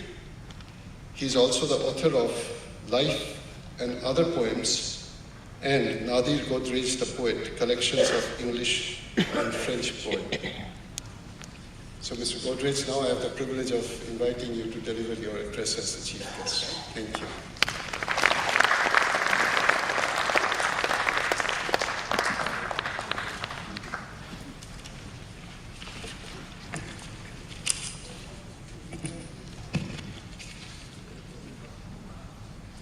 Dr. Sharma, Dr. Mohanty, Professor Manna, Dr. Chidambaram, fellow engineers. Thank you, colleagues of INAE, for cordially inviting me. Engineers have a role to play in showing society the way. There are problems in the world, and each year more are unfurled. Now climate change has been there. The pandemic then brought its share. And since the Russia-Ukraine war, the world has had to then endure an unexpected commodity boom. All these dangers constantly loom. Some countries succumb to all this flak, but India's on a better track. The last 2 years we could survive, but now it seems that we can thrive. While some may see doom and gloom, for chemicals it is a boom. Earlier China's costs were low. Supplies from there did help us grow. Their pollution laws were very lax. Their governments now on their backs. Their cost then rose. Some had to shift, and this could give us all a lift. Their competition is now less, and though we could be in a mess if intermediates rise in price, our industry now finds it nice that we can backward integrate, and I can confidently state with just a little R&D, there is much light that we can see. Sometimes a slightly higher cost, but nothing much is really lost, because reliability is what we gain for a more secure internal chain. Now Atmanirbhar is the call, so never again will we stall just because supplies are late. Backward integration is great. Now Chinese lockdowns perpetuate. For business, this isn't great. For India, there's an opportunity. A chemical boom is what we see. We can't tell if it will last for long, but right now, nothing's going wrong. For all of you, there's opportunity in the chemical industry, and biotechnology is on the rise, so tracking this would be wise. It is no longer climate change within a tolerable range. A crisis is what it's about, with fires, floods, as well as drought. Every week a constant blast, far worse than seen in the past. If we must, we will adapt. Prevention, though, would be more apt. There is a cost to adaptation. It's rising fast in every nation, as well as for the world at large. This will be a heavy charge. In fact, we should all conclude prevention would be far more shrewd. It actually would cost much less and avoid a lot of stress. Our industry should play a role in the carbon neutral goal. GHG emissions should be reduced. More green energy should be produced. With fossil fuels, what we can see is flexibility in a high degree, as ramping up is very quick. But when green energy is what we pick, no matter how hard we try, we can't control our supply. We can't commence or interdict.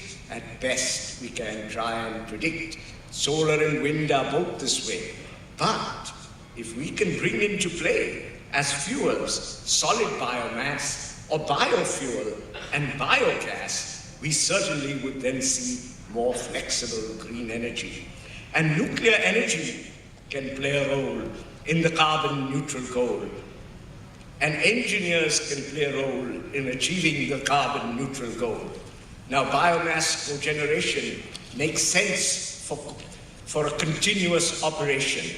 In palm oil mills, we use our own, but biomass that's specially grown or byproduct biomass, such as shell powder or bagasse, can now be sourced quite easily, a low-cost source for every industry. And bamboo is another way.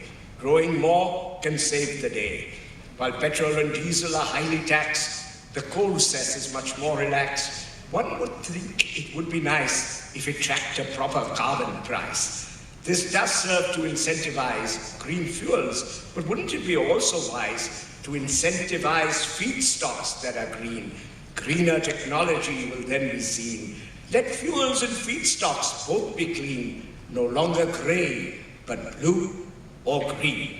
Whether liquid, solid, methane or H2, let's switch from grey to green or blue. Fossil fuels have had their day. It will take time to phase them away. But before we go completely green, there is some hope that can be seen. The mines, the fields from which we source can also be a rich resource. Now CO2 can take us far when it's used for EOR. But when we use even more, some more oil's pushed out for sure, though not enough to make it pay, a carbon price could pave the way, and technology would save the day. Clean hydrogen is what we need if we are to really succeed. Many technologies can be seen. Some are blue, some very green.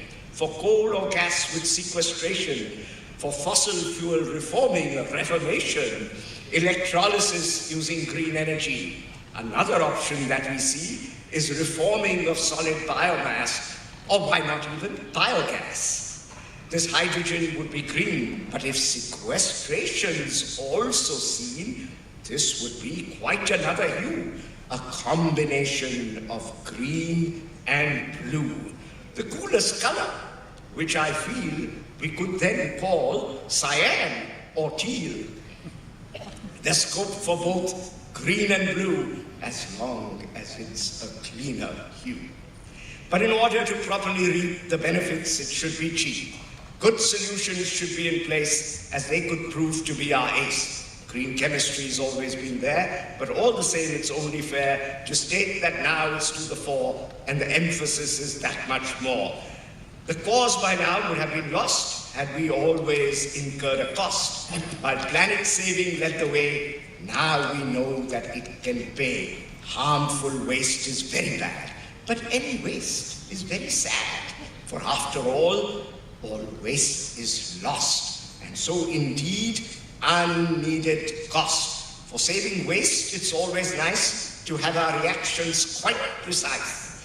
Of course, green chemistry is clean, but also pays because it's lean. Much progress we now clearly see with nano and biotechnology. Crop yields are all on the rise, and so it's not a big surprise. Natural feedstocks are catching on. The fossil way may soon be gone. Of course, every chemist knows of oil and starch and cellulose. We've used sucrose and ethanol and started using glycerol. But now that in recent days we've made progress with cellulase, cheap, simple sugars can lead the way, the dawning of a glorious day. And soon we'll make a giant leap as green energy gets very cheap. We can go where it's stranded or where power can't be landed. Iceland, the Sahara come to mind. Other distant places we could find. We could make methanol from CO2 and formic or oxalic acid too. Professor Yadav's trying hard, catalysts are his trump card. Many benefits can be seen. Fossil fuels could be made green. There are many paths that we can see for achieving carbon neutrality. But the cheapest way is certainly through energy efficiency. Real interest rates are rather low, and high returns quickly flow for any energy-saving device. For business, this is very nice. Not only are returns quite brisk, there's also very little risk. In India, mandated CSR can help us go very far. Multiple benefits are what one sees with water projects or growing trees. Good livelihoods are created, our carbon emissions are abated, trees planted at a river source maintain the flow throughout its course. So many benefits we can see. The preservation of biodiversity, different species can be tried, useful products can be supplied, like biomass or edible fruits, and yet the trunk and the roots can sequester carbon, clean the air, a win-win that is very fair. So while we decarbonize, why not also monetize? So never fall for either or. Our hearts and minds demand much more. Neutrality can come with ease, though some may think I'm a tease. We should relook at nuclear. Modular fission is very near. And fusion should be in our vision. Apparently, it's reached ignition. And all of you dear engineers, be both hands-on and visionary seers. The environment isn't all. On society, let's take a call. Throughout the chain, let's keep in sight every person's human right. It's business as usual, not bravery, to end child labor and slavery. And in all businesses, we should see the broadest reach of diversity. Not only is it fair and right, it would give us the best insight. Since life is full of many hard knocks, we need to think out of the box. Diversity is the perfect aid when we are required to wade through troubled waters or quagmires. Unusual thought is what inspires. Ingeniously we can plan it, save profit, people and planet.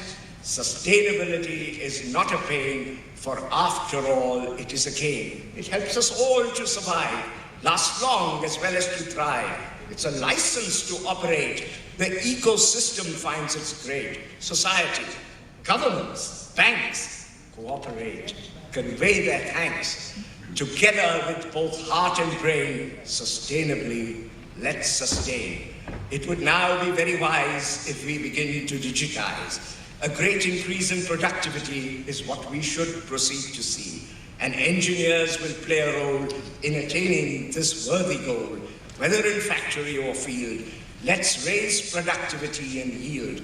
Let's digitize health and education and promote good sanitation. Let's carefully pay attention, not just to cure, but to prevention. Prevention comes at a lower cost. The expenditure is never lost.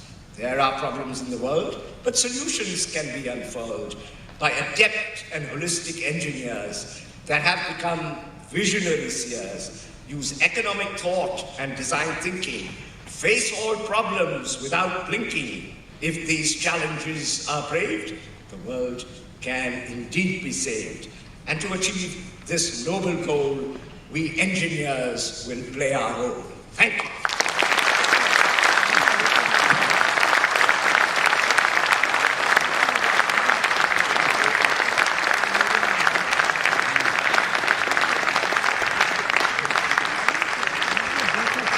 Thank you so much, sir, for very enriching, very refreshing and a new way to present, showing us how thoughts can be expressed in a unique way in the form of a poem. Thank you so much. I am now delighted to invite Professor Indranil Manna, President INAE, to kindly felicitate the eminent fellows on the dais.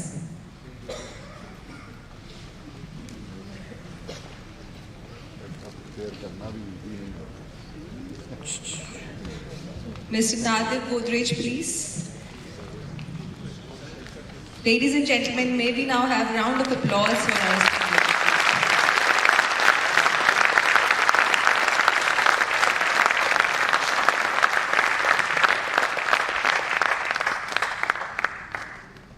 Dr. Chidambaram, please. Please continue the round of applause.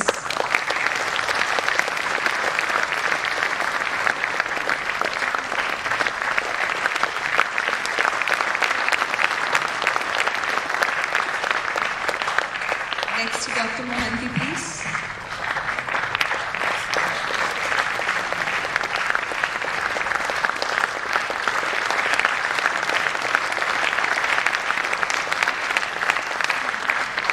And Dr. Archana Sharma, please.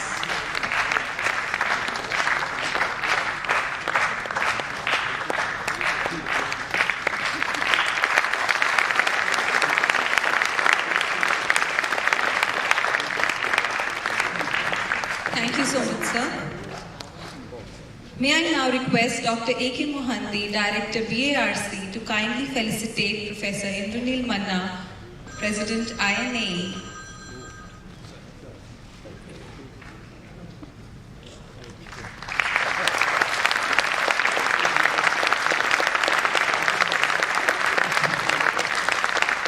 And also to our officiating Executive Director of INAE.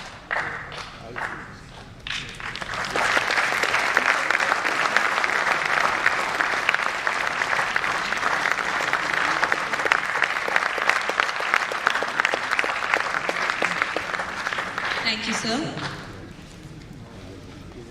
At the end of inaugural function, may I request Lieutenant Colonel Shobit Rai, retired, officiating Executive Director, INAE, to kindly propose the vote of thanks.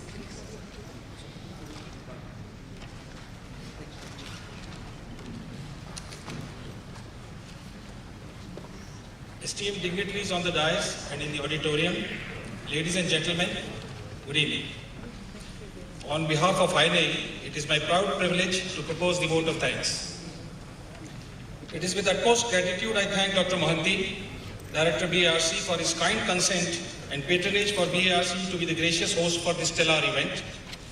The team of senior officers at helm at BARC, Dr. Archana Sharma, Dr. Martin, and other colleagues who have been involved with us with utmost sincerity and commitment from day one, my salute to you all, sir. I am indeed grateful to Sri Nadir Godrej, chief guest for today, who could spare his valuable time and be with this august gathering today and share the very anecdotal, very unique way of presenting facts, what faces us today. We look forward to your keynote address, sir, in the second half. My gratitude to Dr. Chidambaram, who has always supported the cause of INAE and has been a well-wisher. Thank you, sir, for being here. I am indebted to Dr. P.S. Goyal, Dr. B.N. Suresh, and Dr. Sanak Mishra, former presidents of INAE, who are here today to lend us encouragement. Thank you, sir. I appreciate the enthusiasm of our esteemed fellows who have traveled from far and wide and chose to be with us today and express solidarity with the Academy's important activities. A hearty welcome also to newly inducted fellows of INAE and young associates who are here with us today to be part of this learned academy. I thank our partners for this convention, that is National Institute of Industrial Engineering, Science and Engineering Research Board, Nuclear Power Corporation India Limited, Board of Research in Nuclear Sciences, Homi Bhabha National Institute, and IIT Bombay, in extending financial and logistical support in helping the host institute, that is BARC. We are also glad to have senior faculty and fellows from NITI and IIT Bombay for being here. I'm again thankful to the scientists and staff members from BARC, especially team from Beam Technology Development Group, who besides steadfastly attending to their regular duties, took the time and effort in diligent planning and execution for this convention. My sincere thanks to guidance from Professor Indranil Manna, President INAE, Professor Ghosh, Professor Pandit, Professor Chakravarti, Vice Presidents of INAE, and the organizing committee members of Mumbai chapter of INAE, whose guidance has been forthcoming to plan and execute this convention seamlessly. INAE is indeed thankful to Department of Science and Technology, Government of India, for supporting the cause of INAE. Last but not the least, I thank Team INAE, who work as one unit tirelessly to uphold the name of Academy to the highest standards. Before I hand over the mic to Mevansa for further notification of the program, may I request all to kindly rise for the national anthem.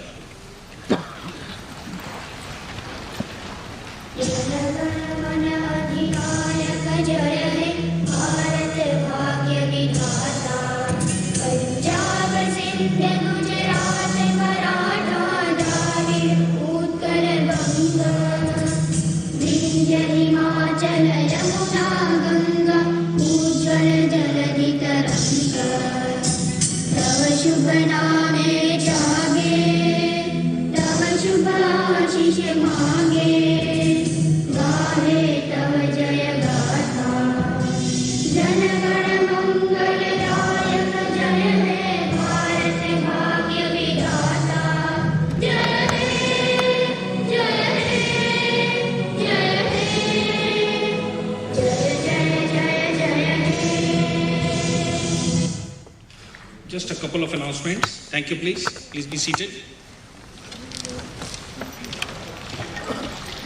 Ladies and gentlemen, thank you for being with us for the inaugural function. We shall now proceed for tea, and during the tea break, request you all to be kindly present for a group photograph, and we will assemble back here at 4:45 p.m. for the keynote address by our chief guest, Mr. Nadir B. Godrej, MD Godrej Industries Limited. Thank you so much.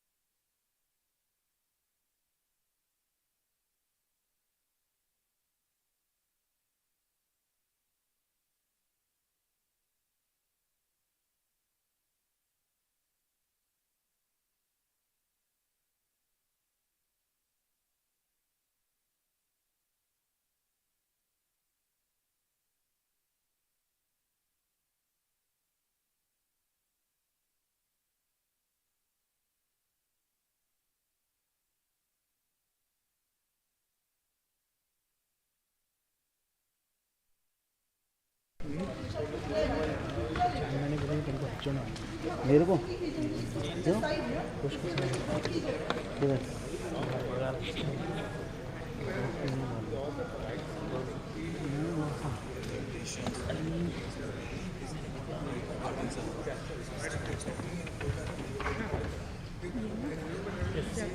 Section चलेगा ना just focus on the speaker क्योंकि presentation भी हैं अभी तो screen पे भी पूरा पूरा पूरा वॉल नहीं वो तो चालू है ना नहीं बेटे अभी नहीं होगा ये पूरा बताना नहीं वो तो ठीक है मैंने देख ली थी कि साइड बाई साइड वो लाइव स्ट्रीम चला के रखी है तो तब वहाँ पे जब चेंज होता है तो आप पूरा ले लीजिए ठीक है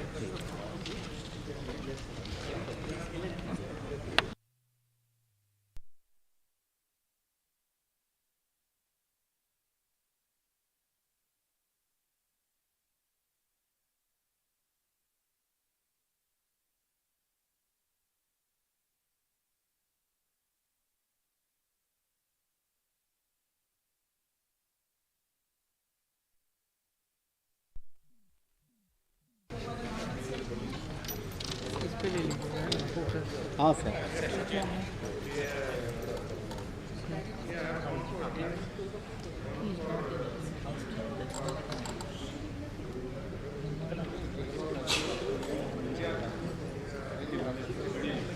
है सर हाँ सर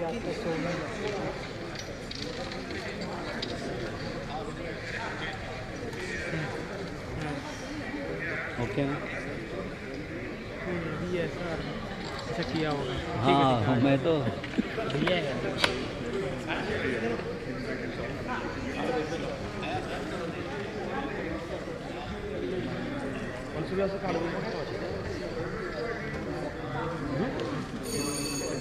जगह नहीं है कार्ड लेना नहीं We have to sit in the same seat. You have this there. है ना जगह रेडी कर सकते जगह You have to deliver it. How are you? Let me say, shake hands.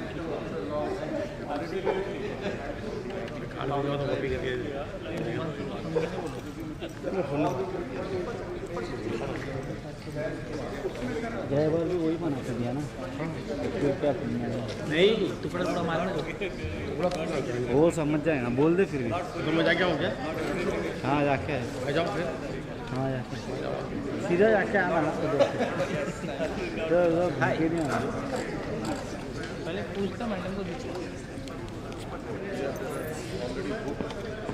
पूरा जल्दी जल्दी जल्दी बनता है That is exactly the criteria I use.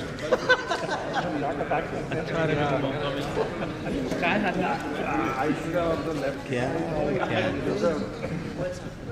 But there is no place to put your name. all back you have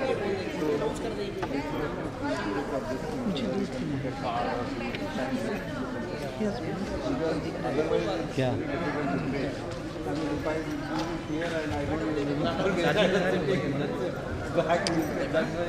अरे मेरा सुबह में मैं लगा क्या था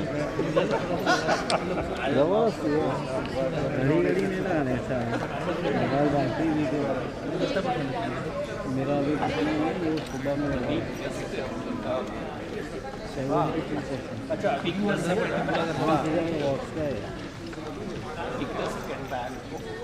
ऐसे मिल लिया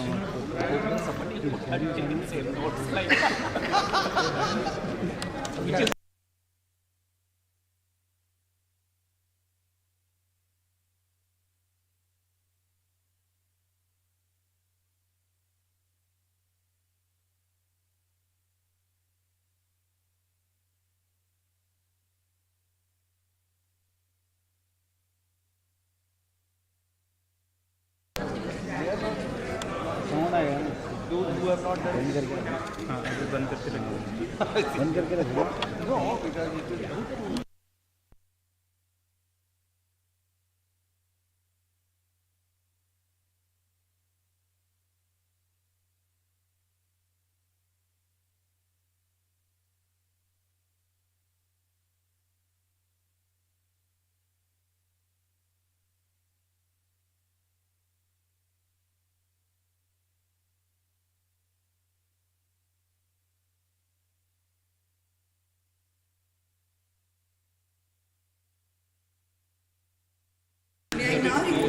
Dr. Jaya Mukherjee, co-chair for the session, Head Applied Spectroscopy and Diagnostic Session, BTDG, BARC, and Member Secretary, National Board of Higher Mathematics, DAE, Professor Indranil Manna, President INAE, and our keynote speaker, Mr. Godrej, to please come on the stage.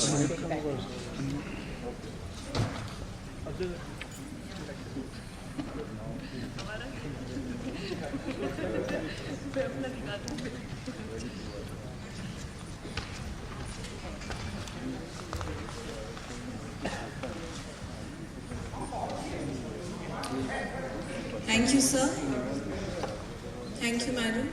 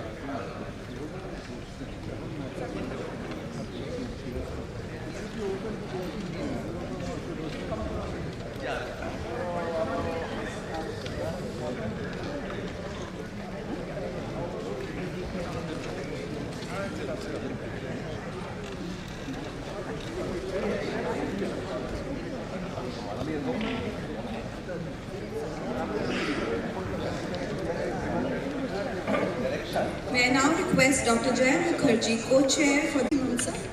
Now I request Professor Indranil Manna, President INAE and Vice Chancellor BIT Misra, Chairman of this session, to kindly conduct the session and invite the chief guest by giving his speech.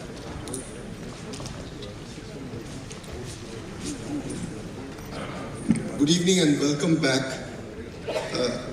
I think at this moment, the fittest way to introduce our keynote speaker now would be to say that Mr. Nadir B. Godrej, the poet laureate turned engineer of Godrej Industries. But for the benefit of those who joined late, let me just mention that Mr. Godrej is the Chairman and Managing Director of Godrej Industries Limited and Chairman of Godrej Agrovet Limited. He holds a bachelor's degree from MIT and master's from Stanford University, both in chemical engineering, and an MBA from the Harvard Business School. He has been a director of several Godrej companies since 1977 and has developed the animal feed, agriculture inputs, and chemicals business of Godrej Industries and other associate companies, and has been very active in research. Mr. Godrej is deeply committed to the goods and green strategies and achievement of set targets for the Godrej Group. He encourages and supports a shared vision, value for all program of good and green. Mr. Godrej is on the board of several companies. Mr. Godrej is the president of the Alliance Française de Bombay and also a member of the CII National Council. Mr. Godrej has been awarded the Chevalier de Légion d'Honneur, possibly Knighthood Legion of Honor of France in 2008. He has also received several Lifetime Achievement Awards from the Globe Oil, Oil Technology Association of India, Chemexcel, the All India Liquid Bulk Importers and Exporters Association.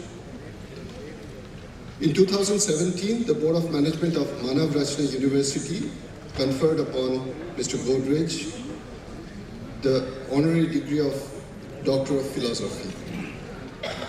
We already heard him give a unique speech as the chief guest of the occasion. I don't know what he's going to unfurl now.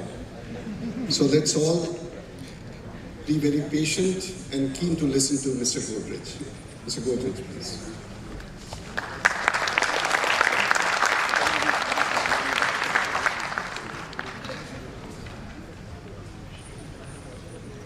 Thank you, Professor Manna. Thank you, Ms. Mukherjee. This speech is entitled The Godrej Story and My Personal Journey. The group began, as you all know, 125 years ago. It started with our illustrious founder. We couldn't have had anyone sounder. Now, Mahatma Gandhi was a friend, and self-rule then the future trend. Adesha once just pointed out that he still had a serious doubt that profound economic dependence might preclude our independence. A point the Mahatma then conceded, but rather promptly he proceeded to turn the tables on his friend and asked him to work to that end. And so he started up his venture, which proved to be some adventure. Adesha's focus was invention. His single-minded intention was proving that he could do it. He could succeed, and he knew it. For Indian goods could be the best, surpassed the British by every test. He scorned the thought of protection and chose to prevail by perfection. And that he knew he could achieve. His customers could all perceive. His products were the very best and constantly put to the test. To greater heights he would aspire. His safes survived ordeal by fire. Once in the harbor, a ship exploded.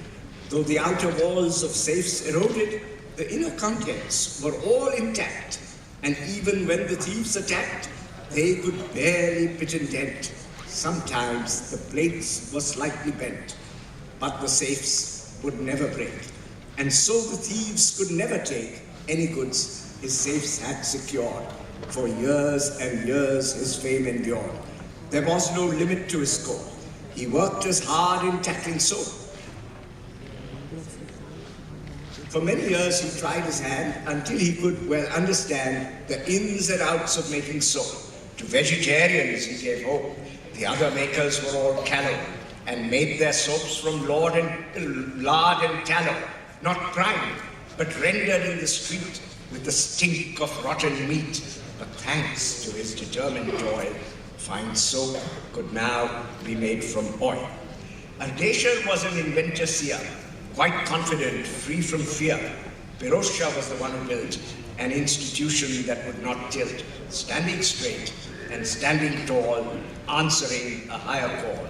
Both brothers helped build the nation on the back of innovation. All this transpired long ago. At first, the growth was rather slow, but the group still succeeded in bringing products that were needed. The second generation did its bit. There was a managerial split. In engineering, Naval held sway. In soaps, Barjot led the way. And Sorab was the public face. And many causes he led with grace. My brother Adi joined in '63. And from that point one could see the influence of MBAs, the advent of professional ways. The economy gave us little scope. With a license Raj, there was no hope. The growth was slow, but rather steady. And in a sense, we were quite ready for the coming liberalization. This was a time of preparation. Consumer goods were less protected. We weren't so badly affected. When competition levels rose, for we had enjoyed a healthy dose of competition with Unilever, which made us a firm believer in fighting costs to compete. Yet, could we bear the increased heat? To hedge our bets, we formed JVs with partners from overseas, but not the kind that last till death. We learned a lot and held our breath. And as our partners went their way, we bought them out, again held sway. The portfolio looks diversified, but much of what we have tried was something that we slipped into. For animal feed, this proved quite true. For compound feed, there seemed no need. Then Bueller sought out L&T. Together they had tried to see if any market might exist. There were no takers on their list. Thus forced to make a clean swipe, they were left with a prototype. A discount customer was sought, and Adi was the one who bought. Serendipity and not a vision helped us start the feed division. My father hated LAB. Even then he could clearly see the need for products truly green. And so we made natural AO. The concept though was a no-go. but fatty alcohol came in our fold. The precursor was pure gold. Import duties then were high, and palm oil duties scraped the sky. We quickly seized the opportunity of introducing the oil palm tree, and at the time, the DBT served as the nodal agency. Though Godrej was the biggest player, then everyone was in Asia. But after the commodity boom, this business did begin to zoom. With the government's latest policy, rapid growth is what we'll see. In the northeast, it will now spread, and India can pull ahead. In oil palm too, let's hope one day we go the Atmanirbhar way. My father was an engineer, and like his uncle, a pioneer, he never chose the beaten path, studied far from home and heart, and not the normal US, UK, he boldly chose the German way. For years, everything was fine, but then, of course, came 13-9. The signs of war were in the air. The British consul told Indians there that it was time for them to go. My father had no way to know that he would have a longish break. In fact, 10 years it would take for him to get his PhD. But during those long years, you see, my father chose not to be placid, but made good soap from fatty acid, the topic he had selected, and thus his thesis was perfected. But thanks to this twist in the plot, Godrej soaps gained quite a lot. In fact, we went beyond just soap. Now chemicals were in our scope. With food quite short, there was no hope of edible oils being used for soap. This breakthrough proved to be astute, and thanks to this novel route, inedible oils were used for soap, thus giving industry new hope. Between food and soap, we were torn. Solvent extraction was then born, and Godrej also played a part. With groundnut first we made a start. Rice bran then was added soon, and this turned out to be a boom. I learnt all this at my father's knee. First languages and geography, then dollops of oil chemistry. I accept this blessing gratefully. And equal guidance came from Adi. And though by now he's my best buddy, back then he was a father figure and trained me with the greatest rigor. But it was Adi who laid the seed that permitted us to succeed. Is Adi's success because of skill, or is it more his iron will? For Adi was always organized, and punctuality was prized. By dusk his desk was very neat. His paperwork was all complete. Not agonizing is the trick. Decisions must be very quick. Adi can't stand the status quo. All novel things he wants to know. And if he thinks this is right, he puts in all his will and might behind the new initiative. And with the support that he can give, we quickly learn the latest ways, make sure the group sees better days. He advised me on my education, then recalled me back to our nation as my studies went on and on. For 6 long years I had gone. All these years I had been shirking, but Adi had been busy working. Boldly he had taken charge, not just business but affairs at large. He led associations one by one and started as anew as one was done. But let's move on from Adi's glory and return now to my own story. In the waning days of the emergency, he called me with great urgency. Back here, he said, things are scary and look like getting much more hairy. I need you here right by my side. I, of course, swelled with pride, and academic life was spurned. The perpetual student then returned. And very early, I took the lead in the nascent business of making feed. In good time, we could make it grow.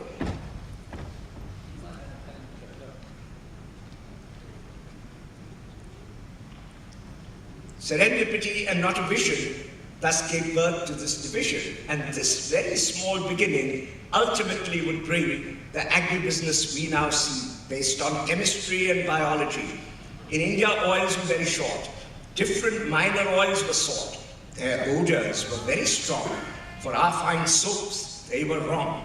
We found a way to deodorize. At first, of course, we didn't prize the odor cut we thought was waste, but later on we made haste to try and turn our waste to gold.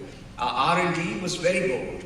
Agrochemicals were made, and then we entered in this trade. Many products proved to be stars. We made novel PGRs. NCL's research was applied to make homobrasinolide. In brassica it can be found. Alas, there isn't much around.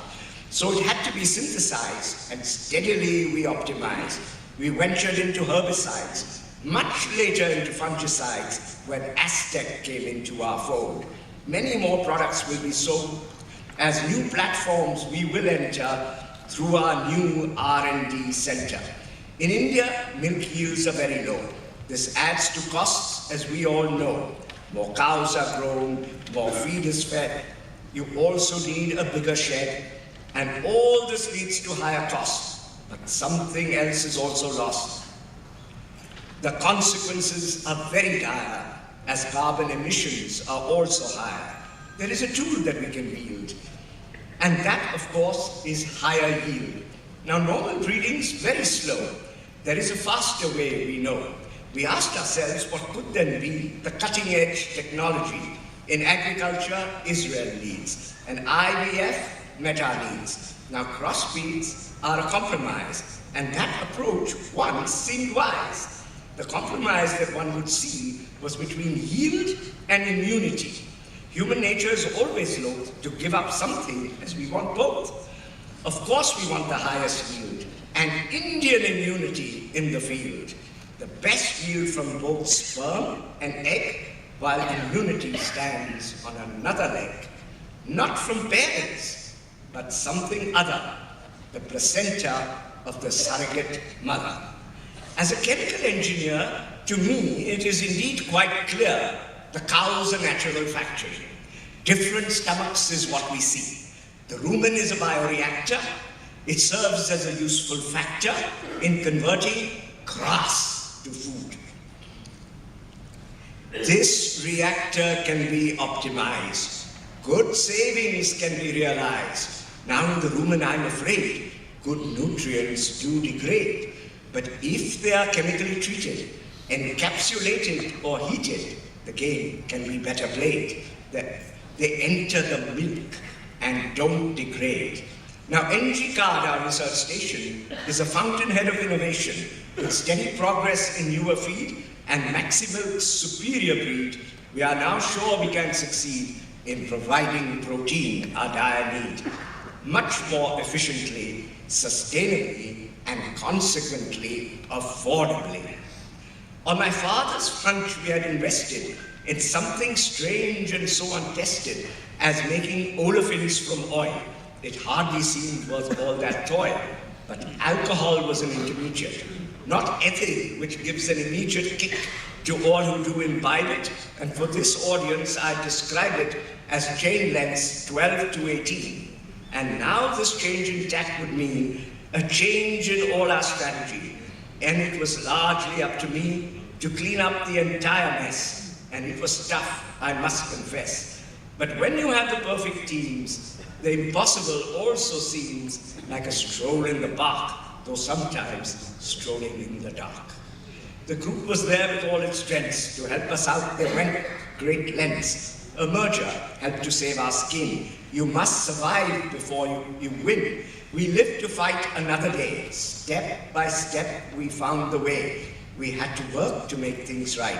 On every front, we had to fight. Now we had suffered for our sins. But since we stopped the olefins, we had 2 columns that were idle. Not using them was suicidal. Configuring them for fractionation, we used them for the preparation of much desired single cuts. And when we settle into ruts, such innovation gets us out.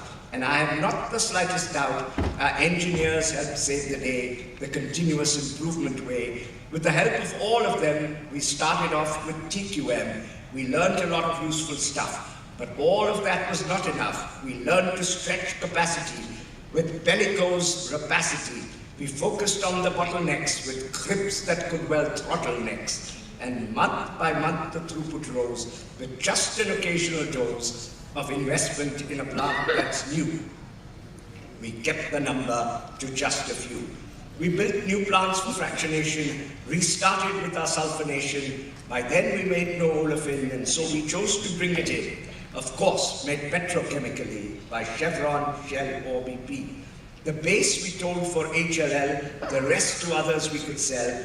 Now HLL served as the bread, the rest was a nutritious bread. A hydrogen was good and cheap. The benefit we could then reap by using all that we could spare to make some stearic acid there. With Dr. Pandit's help we tried and made a plant that is our pride. At a low cost we then supplied good alcohol sans aldehyde. Others know how fees were high. We did not pay a single pie. The cost of Indian plants is low, and this enables us to grow. In order to increase our trade, we quite specifically made the C1618 cuts from palm, but this had some attendant harm. For every time the feed was changed, the product streams were exchanged, we had more fractionation cost, and more material was lost. Our engineers then were the ones who cut the costs with longer runs. From time to time our plants were down, and this would cause us all to frown. Now TPM was a solution. For us it was a revolution. The plants were up more and more, the costs were going to the floor. Everywhere the throughput rose, and we had a healthy dose of cutting costs everywhere. With energy we took great care. Whatever saving was suggested, we evaluated and invested. From everyone we always sought good learnings, but the one who taught us best was Gokyo's Mr. Kavai, who's always pushing us to try to make our products somewhat better. And then one day we got a letter complaining we were not consistent, although we were quite insistent that we had exceeded norms. He urged us to make reforms. We had exceeded by too much, and we learned that there is such a thing as being far too good. Without him, we never would have known that consistency is better than proficiency. A constant 98.2 is fine and better than a stray 99. So nothing will help better than a good customer from Japan to keep you always on your toes and teach you everything he knows. And if you have enough endurance, you will have the assurance your quality is of the best for having passed this greatest test. With our experience in soaps, we had already learned the ropes of processing most distillates available at attractive rates. Competitors used processed oil. Our R&D with skill and toil, although the task was rather tough, found ways to use the cheaper stuff. All of this was very fine and added to the bottom line. The catalyst was optimized, the throughput was maximized, and per ton costs were minimized. The profits were then supersized. Production wasn't the only story. Now marketing brought us some glory. Flake longer chains were our forte. We found new markets for a sortie. In China we could sell a lot. We liked the margins that we got in Argentina and Brazil. Our coffers we could slowly fill. We listened first and then we played. Each time we made a different grade. In wonderment you might well gape. There's an oil seed that is known as rape. But all the same, it is a fact that rape, that shocking, violent act, has absolutely nothing to do with the oil seed that good farmers grew. In the genus Brassica one sees various species and varieties, different colors, similar shape, whether called mustard or rape, brown or yellow, black or white, rather dark or very light. The varied colors can be found. The seeds are always small and round. The difference though is no big deal. They all have similar oil and meal. For chainlets that are very long, both these oils are very strong. The elusive content is rather high. In the 70s, scientists did try to test this acid's health effects. Their studies did show some defects. Though we've used these oils for years, these studies kindled many fears. Such studies, though, are hard to do. Their conclusions might not be true. The breeders, though, did succeed in producing a Lurso, low elusive rapeseed oil breed. One fact I would like to share, some glucosinolates are there. They are the special attribute. They are the ones that contribute the spicy taste of sarson ka saag and kolu oil with extra chahak. We humans love that special zing. For chickens, it's a different thing. Alas, they just can't tolerate a lot of glucosinolate. A plant breeder can be a hero if he produces 00, an achievement that was truly great, 0 elusic and glucosinolate. For the oleochemical industry, this wasn't what they'd like to see. Elusic acid has its uses, and the Western industry now loses. Now India has an advantage though, as Herso what we always grow. Herso is the kind we need, but Lurso is a different breed. For our business, this is dandy. Herso comes in really handy. The Henel alcohol can be made. For elusic acid, we are well paid. The C20 is a valuable chain. The C16 and 18 are again ideal for use in lubrication. Each adds to the valuation.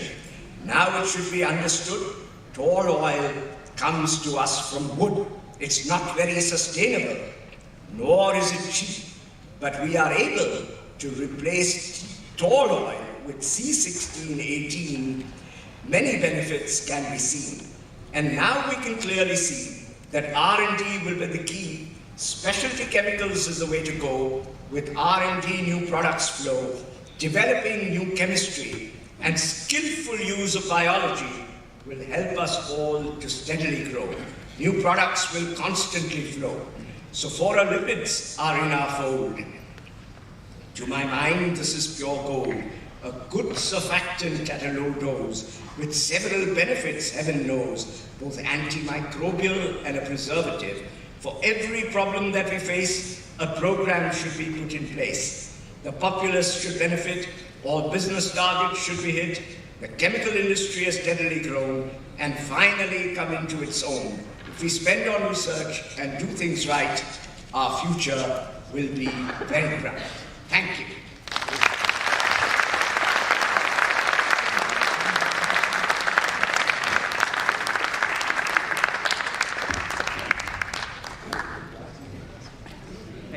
Thank you, sir. May I now request Session Chair Professor Indranil Manna to kindly invite Dr. A.K. Mohanty, Director BARC, to felicitate the keynote speaker, Mr. Godrej.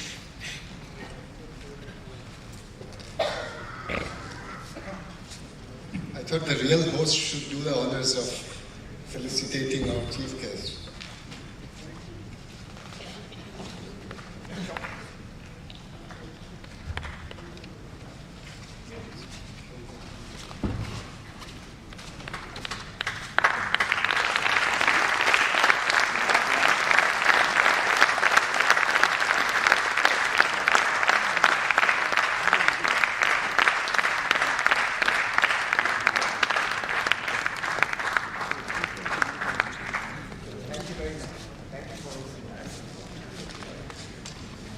I would seek your indulgence for a minute to show our appreciation to Mr. Godrej.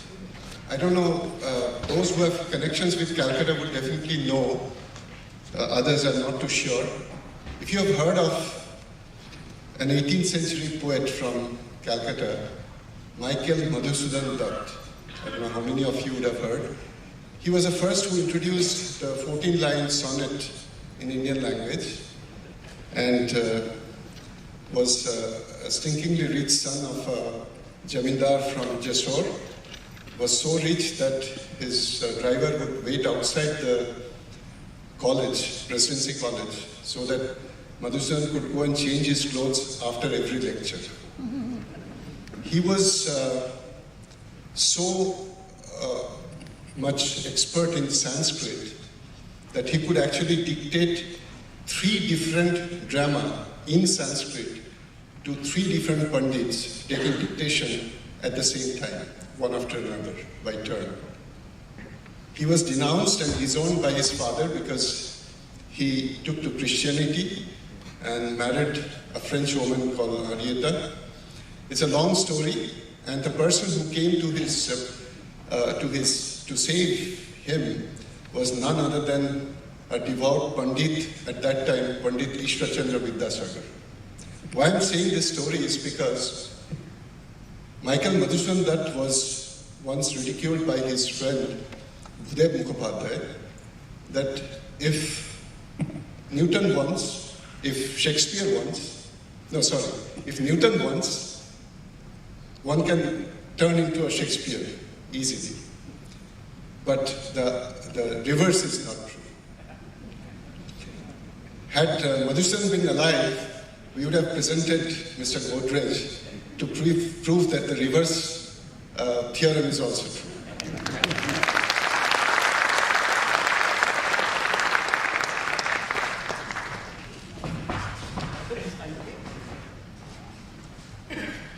Thank you, sir. Thank you, ma'am.